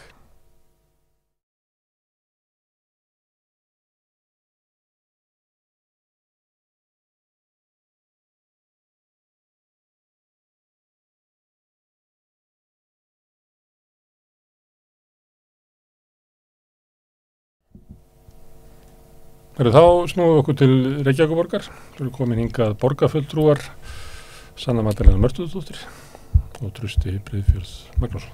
Við erum velkomin. Herðu, ég fekk ykkur bara til þess að segja mig hvað verður að gerast í borginni. Það var ekki borgarstjórnarfundur í þessari viku. Nei. Það verður ekki næstu viku. Það var borgarráðsfundur í morgun. Það var borgarráðsfundur. Gerðist eitthvað á honum? Já, það var tillaga að hætta með stimpilklukkur í fyrir grunnskólakennara og þeirri tilhöfu að vísa frá. Kennarar hafa verið að kalla eftir þessu. Ákveður þetta í borgarráði? Er þetta ekki skólaráð, menntaráð? Ákveður þetta ekki þar? Það er svona búið að vísa tilhöfunni fram og tilbaka og inn í alls konar ráð og svo fengum við umsögn og þannig að þetta endar þarna. Þetta er stórt mál. Já. Ákveður þetta er stórt mál? Það er góð spurning sko. Við vorum öll á framboðsfundi 9. maí. Bara kortir í kosningar, þar sem að fulltrúar allra flokka svöruðu því að þau myndu berjast fyrir þessu máli, að þau voru sammála. Þið meðal annars? Já, við meðal annars. Og svo endur þetta í borgarráði, en já, því að þetta telst vera svona mannauðismál í rauninni. Mannauðismál, hvað er það? Já, eitthvað sem tengist starfsfólki og þegar ég var ungur, það var ekki til neitt sem heitir mannauðsstjóri og svona. Þeir komu inn þegar fyrirtækin ætluðu að kúga starfsfólkið svo mikið að forstjórinn, hann bara meikaði ekki lengur að horfa sig við starfsfólki og segja hvað hann ætlaði að gera. Þannig að hann réði sem mannauðsstjóra sem sá þetta. Ég veit ekki, þetta er kannski svona svolítið hægni í þessu en þetta er samt svona oft það sem er búið til meiri fjallag. En þetta er skrítið mál sem að dinglar hann með styrfuklukkuna. Já, það er búið að vísa sig frá. En af hverju vilja kennar losna styrfuklukuna? Upplifa bara að þetta sé svona mikið eftirlit og vantraust og þetta náttúrulega er ekki mæleining á í rauninni hvernig kennarar er að vinna. Það er ekki þetta að mæla það eitthvað í þessu og það er engin þörf á þessu. Þetta er ekki eitthvað svona bundið í kjarasamningum eða neitt svoleiðis. Þannig að upplifa svona skilaboðin er ekki til kennara við treystum ykkur fyrir því sem þeir eru að gera og kennarar náttúrulega bara mæta dagstæla í vinna og við sjáum strax ef það er ekki. Já, þau vilja bara sé hringt inn í tíma og ef þeir eru búin að undirbúa sig þá fara tímandi vel og það þarf ekki að hafa eftirlit frekar með því hvar og hvernig þeir undirbúa sig, býst ég við. Herðu, hvað er að ræðum? Við ræðum húsnæðismál? Já, við hefum ekki verið að skoða það og hvernig húsnæði getur verið svona félagslega uppbyggt og það er náttúrulega mjög mikilvægt og svona umræðan í kringum félagslegt húsnæði er oft mjög neikvæð að það sé eitthvað svona sem að þú eigir bara fá ef að þú býr við mjög slæmar aðstæður og svo ef þú fáir félagslegt húsnæði að þá þurfur einhvern veginn svona að fá tækifæri til að komast í svona alvöru húsnæði eins og kannski meira sett fram að félagslegt húsnæði sé eitthvað verra sem það er náttúrulega alls ekki. Þetta er svona í Reykjavík að til þess að fá félagslegt húsnæði þá, fólk segir það er ekki nóg að vera fátækur sko. Nei, alls ekki. Þú þarft að vera eiginlega bara niðurbrotin manneskja á öllum sviðum lífsins. Einmitt. Og já, ég sit í áfrýjunarnefnd velferðarráðs og þar fáum við mál þegar að einhver hefur sótt til dæmis húsnæði, fengið synjun á þjónustumiðstöð og þá fáum við að heyra bara sögu þeirra sem að sækja og þetta er oft mjög átakanlegt en samt þrátt fyrir það þá er eins og fólki uppfyllir ekki alltaf skilyrði til þess að komast inn á þá biðlista eftir félagslegu leiguhúsnæði. Já, eins og hvað fyrir okkur sem höfum ekki verið í þessari stöðu? Þetta eru tekjumörk til dæmis og þetta eru félagslegar aðstæður þannig ef þú ert svona stritandi snauður eins og hefur verið talað á Íslandi, þú ert í fátækt og vinnandi að þá getur þú átt í hættu á því að upplifa ekki allar þessar félagslegu aðstæður til þess að geta fengið leiguhúsnæði, af því að þú færð stig fyrir stöðina, hvort sem þú ert þá vinnandi, öryrki, atvinnulaus og svo framvegs og svo líka stigafjöldi út frá fjölda barna, þannig að það eru alls konar stig sem eru gefin mjög þröngt. Þannig að þó þú sért í fullri vinnu sem að þú getur ekki lifað af og allra síst á leigumarkaði, þá dugar það ekki til að fá að vera á biðlista eftir félagslega húsnæði í Reykjavík. Nei. Þetta er ekki svona í útlöndum? Nei, við sjáum til dæmis við hefum mikið verið að líta til Vínarborgar í Austurríki og þetta er oft kosin svona besta borgin, lífvænlegasta borgin til þess að búa í. Og hvað er rauða vín? Þetta er svona 100 ára saga. Það náðu sósíalistar völdum? Emmett. Og byggðu félagslega húsnæði? Nákvæmlega. 100 ára svona saga þess í rauninni, þar sem það líta á húsnæði sem mannréttindi og þetta er mjög falleg hönnun, þetta er letríkt, þetta er meira svona samfélagslega byggt, það er hugað að þörfum, það eru leikvellir, græn svæði, svo voru til dæmis í fyrstu húsunum sem voru byggð að þá voru eins og bókasöfn og alls konar svona miklu auðveldara að tilheyra einhverju samfélagi þegar maður býr þarna og það er ekkert eitthvað verið að skerða við einhver ákveðin tekjumörk, þetta er hugsað fyrir láglaunafólk og líka bara fyrir millistéttina að við höfum vel rétt á húsnæði, þannig að þetta er svona byggt upp þannig og í kringum þau sjónarmið. Þannig þú ert ekki rekin úr húsnæðinu ef þú fær launahækkun? Nei, og eins og starfsmæður sem að hefur verið sem sagt að útfæra þetta í Vínarborg sagði einu sinni þegar ég las viðtal, það var að við bara samgleðins þér ef þú fær launahækkun, við erum ekki að fara að henda þér út. Hvað gerir þér Reykjavík ef ég er með íbúð frá félagsbústum og skrifa metsölubók og fæ bara 20 milljónir í riðlun? Hvað gerist? Það ert í vondum málum, en það er aðalega þegar það kemur að því að það þurfi að fara að skoða tekjuðinnar, eins og til dæmis að þú sækir milliflutning, ef þú ert í húsnæði sem hendar ekki þínum þörfum, ef þú þarf kannski að komast í annað hverfi. Þannig þau fatta ekki að meðan ég hef með háu tekjurnar, svo framlega sem ég er ekki á að geta sérstætt erindi við þau. Já, það er svona það er líklegast að veri bara tekið eftir í þegar þú átt erindi við þau, en svo er maður reyndar alltaf í hættu, náttúrulega ef maður er orðin of tekjuár. Þannig þið viljið horfum til Vínar. Það er oft sagt hérna að því að tala svona hugmyndina hérna að það megi vera of margar að þú talaður svona samfélög, það sem eru samfélög félagslegs húsnæðis með bókasafn og fleira, sem eins og var reyndar á verkefnibústunum á Hringbraut. Það voru borgarbókasafn var þar og það var svona heilt samfélag. Hér heyrir maður fólk tala að það megi ekki vegna þess að það verði bara slömm. Þetta er náttúrulega bara fordómar gagnvart fátæku fólki að ef of margt fátækt fólk búið saman þá gerir eitthvað slæmt. Það er náttúrulega alls ekkert þannig og ég heyri oft rök fyrir þessu eða svona fyrir því að það þurfa að vera þessi svokallega félagslega blöndun er að það sé oft vandamál þar sem að margt fátækt fólk búið saman en þá spyrir maður sig vantar ekki bara stuðningin inn í líf þessa fólks, ekki að fátæka fólki sé eitthvað vandamálið. Þannig að það er svona umræða sem er bara mjög neikvæð einhvern veginn og svona talar þá fyrir því að fátækt fólki frekar að vera ánheimilis heldur en að séu byggðar upp íbúður sem að henda þeim. Ég bjó í Breiðholtinu. Það er bara skemmtilegt hverfi. Og margt fólk á mínu reiki talar Breiðholti með mjög mikill líu til öskunar. Það er alltaf skemmtilegt, fullt hverfi af börnum. Ég bjó líka í Vogunum sem var svoleiðis. Vandamálin sem var talað í Breiðholtinu að áratug áður var talað vandamálið í Vogakurinu. En ég held að ég veit ekki hvað þetta er. Það verður ekki verið talað að setja félagslegar íbúðir í svörtublokkinnar niður við Skúlagötu. Það er engin félagsleg blöndun, bara stóruðugt fólk á öllum hæðum. Einmitt, og það ætti nú að vera í takt við stefnu borgarinnar að taka við 5% af nýju íbúðunum þar og setja til félagsbústað. Það er margt vont gerst þegar mikið að ríka fólki kemur saman. Herðu, húsnæðismál, hvað er að tala um? Það var fyrir jólin var mikið talað heimilislausa, komið meðal heimilislaus fólk hér við Rauðaborðið og sögðu frá sinni stöðu, sögðu frá hugmyndu sínum að stofna félag sem hét góðu nafni, hvað hét það? Viðmót. Viðmót? Hvað er að frétta því? Það í rauninni bara mjög lítið að frétta af því eins og við höfum séð núna í fjölmiðlum að þá þegar það ískalt úti að þá eru neyðarskýlin opin yfir allan daginn og það sem sagt þannig að það opna klukkan 5 seinnipartinn og svo lokaðu klukkan 10 þannig þá þarf fólk að fara út en þegar það sérstaklega kalt að þá neyðar áætlun í málaflokki heimilislausra með miklar og flóknar þjónustu þarf verið svo að kalla að þá þessi neyðar áætlun virkjuð ef það eru gular viðvaranir eða appelsínugular og ef það útlit fyrir að vera mjög kalt að þá með heimilislausir verinni í skýlunum.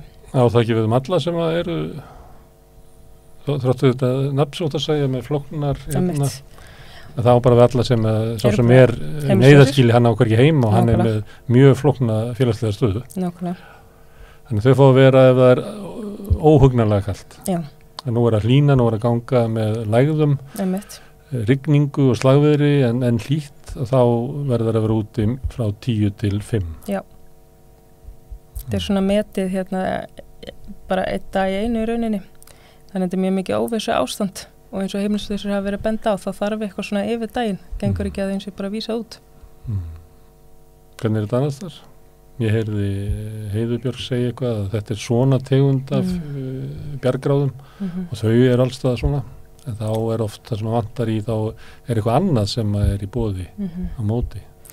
Þetta einmitt þetta húsnæði fyrst, housing first, það hefur verið svona áberandi eins og til dæmis í Finnlandi í Helsingi og þá bara fókusin settur á það einmitt að útvega fólki húsnæði sama hvernig stöðu það í en þá náttúrulega húsnæði til staðar. Reykjavíkurborg segist vera að framfylgja þessari stefnu en þau ekki með neitt húsnæði tilbúið og ekki að byggja sjálf og eins og við höfum séð í Finnlandi að þá hafa þau verið hefur opinbera með byggingafélag og eru svona sjálfa að byggja meðal annars þannig að það svona fókusin á sérst með stuðning þá félagsnæðarstuðning. Þannig fáir húsnæði. En húsnæði alltaf grunnurinn, þú getur ekki veitt neitt stuðning en eitt svoleiðis ef húsnæði ekki til staðar. Nei. Og hvernig húsnæði verið það? Eins og út á Granda og upp í Gufunesi eða bara fjölbreytt. Já, það getur verið eins og svona smáhís eins og það kallað, þá býr bara ein manneskja í hverju hísi fyrir sig. Þetta getur verið eitthvað svona þar sem að fleiri geta búið saman. Alls konar áfangaheimili, bara fjölbreytta lausnir. Það lítið gert þessu. Já. Það kannski 3-5 hús deilt staðsetninguna. Tekur bara 5 ár fyrir eitthvað 5 hús og á meðan líklega stekkar vandinn fjórfalt á við það.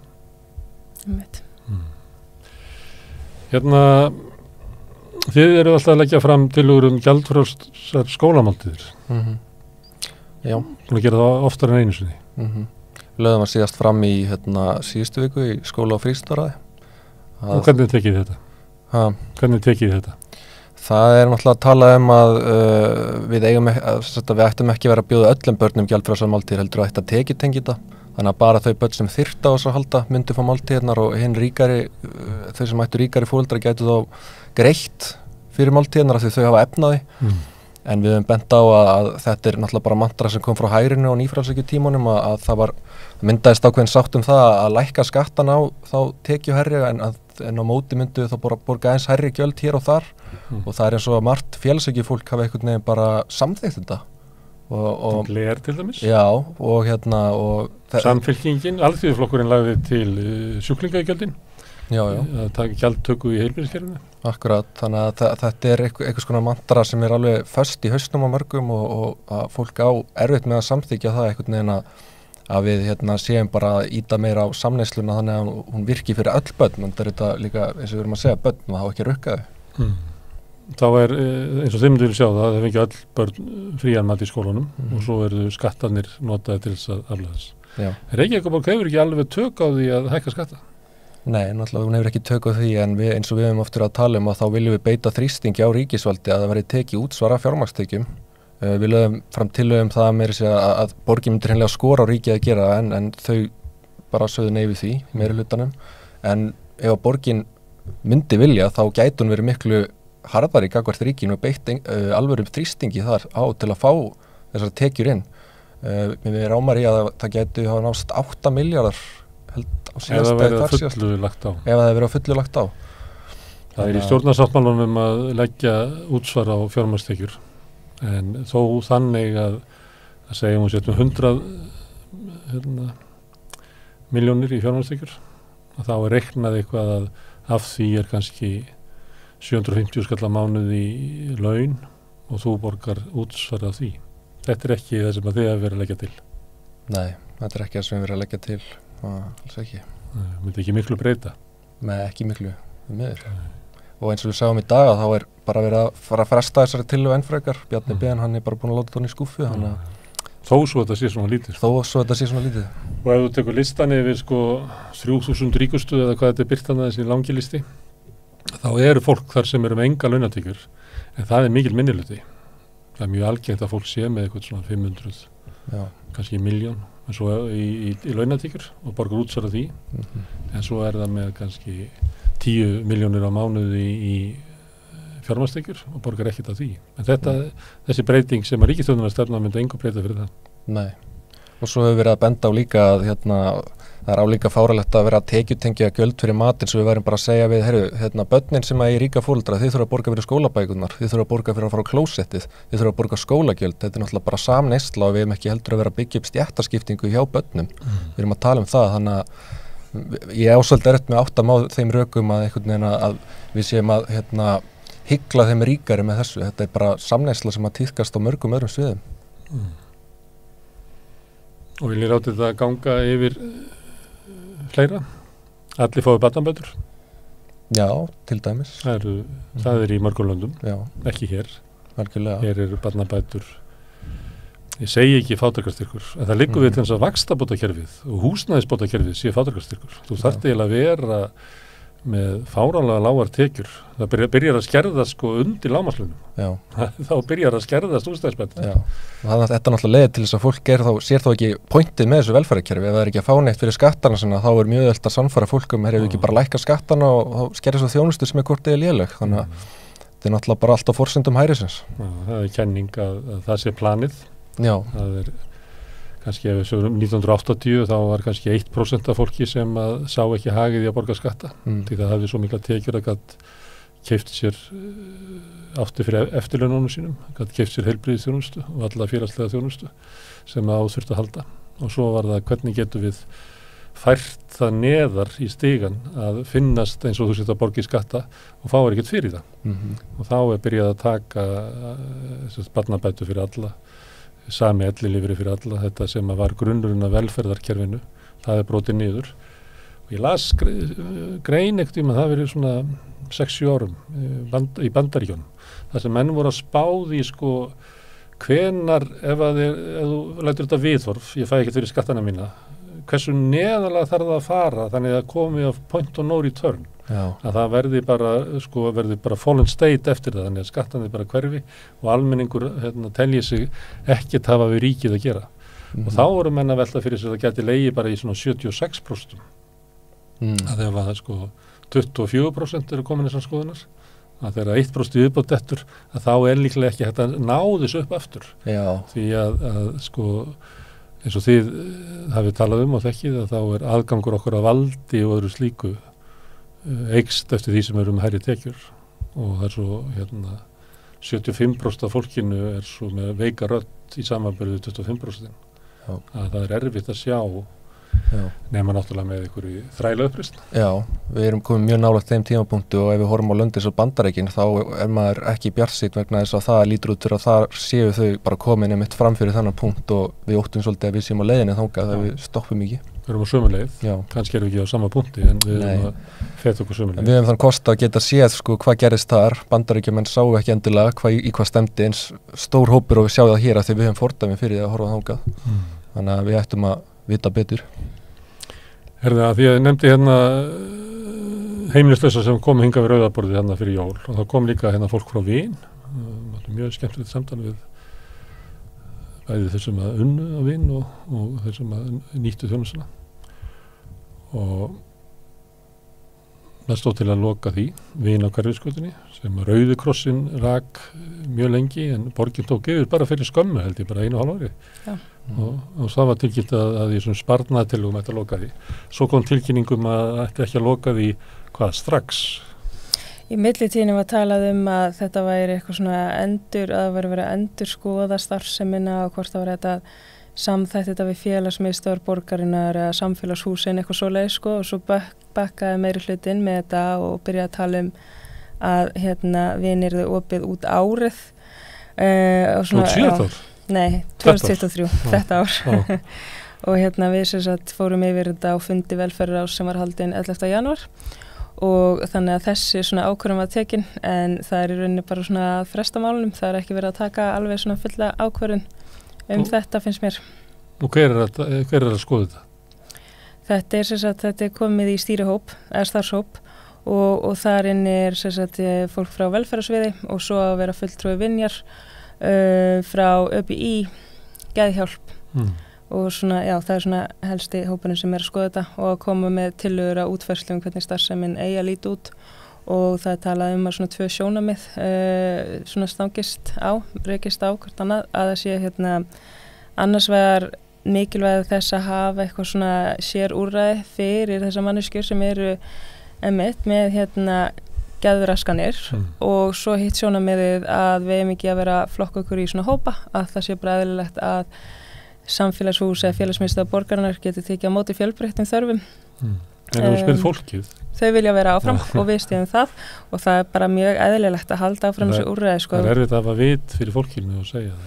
Þau voru hörð á því og það tóttu sér eitthvað svona dæmi og bara reynslu líka í COVID að þau töldu að fólki sem kemur þarna myndi ekki fara í annað. Nei, og það búið að byggja upp allt þetta. Þau eru loksins komið þangað inn komin með þennan stað og treystir að fara ángað og það tekur alveg getur verið mjög erfitt að koma sér svo ertu loksins komin að þá bara rífa þetta niður. Og svo eru verðmæti í samfélaginu sem þarna hefur byggst upp skákfélag og ferðafélag og svona bara þetta ákveðið samfélag sem þau ekki hægt að búa þau til í Excel sko. Ó nei. Svo verið svo mikil óreiðarleika í skilabúðunum í kringum þetta en Einar Þorsteins talaði daginn velti fyrir sig hvort það var ekki bara hægt að koma sjálfboðlegum fyrir í þetta og mér fannst það að vera mjög mikil vanvirðing að tala á þennan hátt. Það eru reynda sjálfboðlegur þetta? Já, eru núna. Já, það til dæmis geðhjúkrunarfræðingar þykkur ekki laun sko. Já. En þú veist ekki, skilabúðin hans voru að því að það var undirskriftalisti. Láta skáta það bara í það. Já, ekki bara einhver á þessu lista? Já, myndið eitthvað þannig sko. Það náttúrulega, það svolítil svona afturför. Yfirleitt þetta öfugt sko. Það almannasamtök byggja eitthvað sem utan borgarmúrana hefur ekki verið viðurkennt. Það getur bara SA eða eitthvað. Það sem að ríkið hefur ekki svo berjast þau fyrir því og þá kemur í ljós að þetta sé heilbrigðisþjónusta eins og hvað annað eða félagsleg þjónusta eins og hvað annað og það fyrir inn fyrir borgarmúrana. Það ekki algengt þegar þessu sparkað út aftur sko. Nei, ekki svona stuttur líka eftir. Þetta bara eins og við töluðum rúmlega ár síðan að var Það tóku við. Þetta eins og sko 20 ára gamalt eða meira eftir. Og hefur verið að berjast fyrir lífi sinu lengi, þannig rökin fyrir því að halda þessu gangandi að ég svona borgarbúi sem að sæmeinlega fylgist með, hann getur eiginlega melta fram sko, af því að það búið að berjast fyrir lífi Vinjar ansi oft og þeir sem að vilja tengja þá til dæmis stóð Hrafn Jökulsson heitinn oft í baráttu við að bjarga Vín. Heyrðu, eitt í lokin, það komu kannanir sem að birtust. Það var konunum fylgi flokkana, þar sem að þið bætið lítilega við ykkur, en svona innan svona skelkimarka. Stóra sveiflan að fylgi Framsóknar eiginlega bara púff, bara meirinn helmingurinn farin. Og það verið farið til Píratana og einhverju leiti til Samfylkingarinnar. Þannig að það færist til innan meirihlutans. Já, eins og ég skildi að þá var þessi könnun gerð í nóvember. Þannig að leiðin svolítið tími síðan, maður veit ekki hver staðan akkurat núna. En þetta er mjög áhugavert að sjá þessa sveiflu þarna mitt á milli Pírata og Framsóknar. Maður ekki haldið að fylgi frá Framsókn væri þangað, þannig að Jú, þetta svona miðjufylgi sem rávar Já, en í umræðinu hefur verið talað að þetta væri framsóknarfylgi var að koma frá sjálfstæðisflokknum rosa mikið, eða þú veist, það var að þarna var í fólki sem vildi fá breytingar í borgin og kannski það ástæðan fyrir að framsókn hrynur. Þetta er náttúrulega ekki svar við kosningaráruði, þetta er svar við reynslunni af starfinu. Það er einhverju sem að guðsu framsókn. Já, það er nefnilega, sjálfstæðismenn getur sagt það, þarna sjáum við að hrínur að þeir lofuðu breytingum, svo fóruðu bara í sama meirihlutann. En fylgið er eiginlega inn í meirihlutanum áfram. Já, akkurat, einmitt. Það er eitthvað vonbrigði með framsókn og þú nefndir Einar Þorsteinsson að það var spurt afstöðu almennings til borgarfulltrúana, máttir velja einn borgarfulltrúa sem þeir var standaði vel og þú varst efst svona. Hvað er það? Já. Hvað þýðir það? Það þýðir bara að áherslur okkar eru greinlega virka vel, bara tala við fólki í borginni, hitta það. Það eru svona áherslur okkar sósíalista, að þannig vitum við hvað það er sem við erum að leggja fram í borginni og hvernig að breyta hlutunum. Það er eitthvað meira, Sanna, því að þú ert með miklu meira fylgi heldur en sósíalista flokkurinn, sko. Já. Það er eitthvað sem að fólki finnst bara viðkunnulegt við þig. Já, það er gaman að heyra. Svona persónumælingar eru oft það. Það er náttúrulega heyrt frá fólki sem kýs alls konar flokka því líkar mjög vel við Sönnu. Bara, þú veist, úr öllum flokkum, þannig að það kemur mér allan ekki óvart. Nei, ekki mér. Ég er það sem ég fyrir bæinn vill fólk oft tala Sósíalistaflokkinn og það kemur mér bara ekkert óvart. Fólk talar mikið Sönnu, hvað ána með hana. En það var spurt líka afstöðu til hvernig finnst meirihluti standa sig og það var ekki gott, 21%, og svo var spurt hvernig stendur minnihluti sig og það var heldur ekki gott. Og eiginlega hryllilegt, 11%. Reyndar það alltaf þannig að stjórnarandstaða fær lægri mælingu og það getur tengst ýmsu eins og það fylgir því yfirleitt að vera í embættum. Stjórnarandstaðan er alltaf að sækja, hún er alltaf að kvarta og það er mjög, ég gerir til aldrei að svarið sé að stjórnarandstaðan stendur sér betur en stjórnin. Ég held að það bara hafa aldrei gerst. En þetta saman og svo er það þarna fylgi flokkana að þið eru eini flokkurinn í minnihlutunum sem að bætir við sig, sagði þessari konun. Er það ekki svolítið erfitt að vera í svona minnihluta sem er ósamstíga? Sjálfstæðisflokkurinn náttúrulega bara á einhverju bara sinni leið, svolítið sár í vondri stöðu, svolítið desperat að finna einhverja fjöl til þess að stökkva á svona falli stórveldi einhverjum erfiðleikum. Flokkur fólksins svona eins og hann er. En hann svo sem tapar ekkert miklu fylgi en hann er ekkert að skora. Og svo VG sem er líka aftur í sárum sem er búin að vera í mörgum kosningum í röð fengið bara útreið alveg frá því að VG mynda ríkisstjórnina með Sjálfstæðisflokknum. Það hafa komið 2 kosningar og flokkurinn fengið bara alvarlega útreið og er bara ekki að.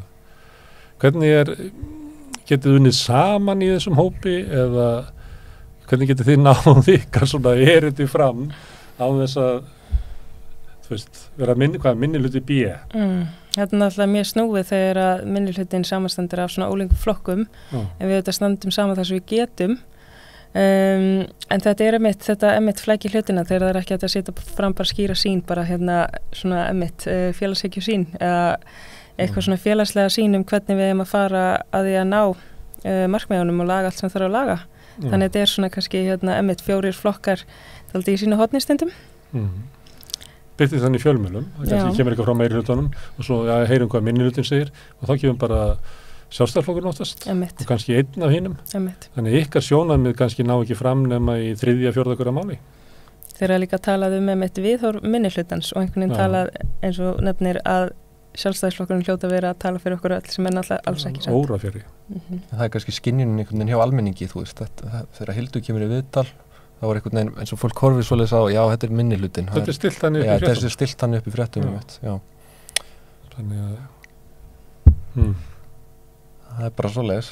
En svona er þetta, ég meina, stjórnarandstaðan og þingi er líka stórfurðulega samansett. Herðu, gaman að fá okkur að tala borgarmálin. Já, takk fyrir mig. Við sjáum til hvað við gerum í næstu viku að þeir ekki fundur, en á þriðjudaginn í það næstu viku þá kannski fá að heyri ykkur eftir fundur. Algjörlega. Takk hérlega Sanna og Trausti og þetta eru lokin af rauðaborðinu í kvöld og svona venjulegu rauðaborðsþáttur næst á mánudaginn næsta en á morgun ætlum við að senda út 2 föstudagsviðtöl. Það hérna viðtöl við Gylfa Sóeka sem ætlar að tala við okkur efnahag í heiminum og verðbólgu á Íslandi. Hann í peningamála nefnd og að leggja til að hækka vexti eða lækka þá. Hann undanfarið ekki verið að leggja til að lækka þá. Hann að hætta í nefndinni, þannig að við munum eiga svona tal við hann stöðuna í efnahanum hérna á Íslandi líka. En síðan kemur líka viðtal við hana Gretu Óskarsdóttur sem hefur persónulega reynslu af myglu og hún mun segja okkur frá hvernig það birtist einstaklingum sem að verða fyrir myglunni. Við höfum svolítið verið að horfa á þetta líka svona utanfrá og reyna að meta skaðan að þessu í samfélaginu og við ætlum að halda áfram að horfa á mygluna hérna við rauðaborði sem að verður örugglega eitt af stóru fréttamálum næstu ára. Þessi 2 viðtöl verða sem send út á morgun í sérstökum föstudagsþætti Rauðaborðsins. Og eins og áður þá hvet ég ykkur til þess að læka síður samstöðuna bæði á Facebook og YouTube. Dreifa efninu, þið eru raunverulega dreifið hér í samstöðuna, því meira sem þið dreifið því sterkari verður samstöðun og fer víðar. Ef þið viljið styrkja uppbyggingu samstöðuna þá getið gengið í Alþýðufélagið, það gert inn á samstöðun.is, það hnappur sem heitir skráning, þá getið gengið í Alþýðufélagið og borgað félagsgjöld sem eins konar áskrift sem eru 2000 krónur á mánuði. En ég segi takk fyrir mig og góða nótt.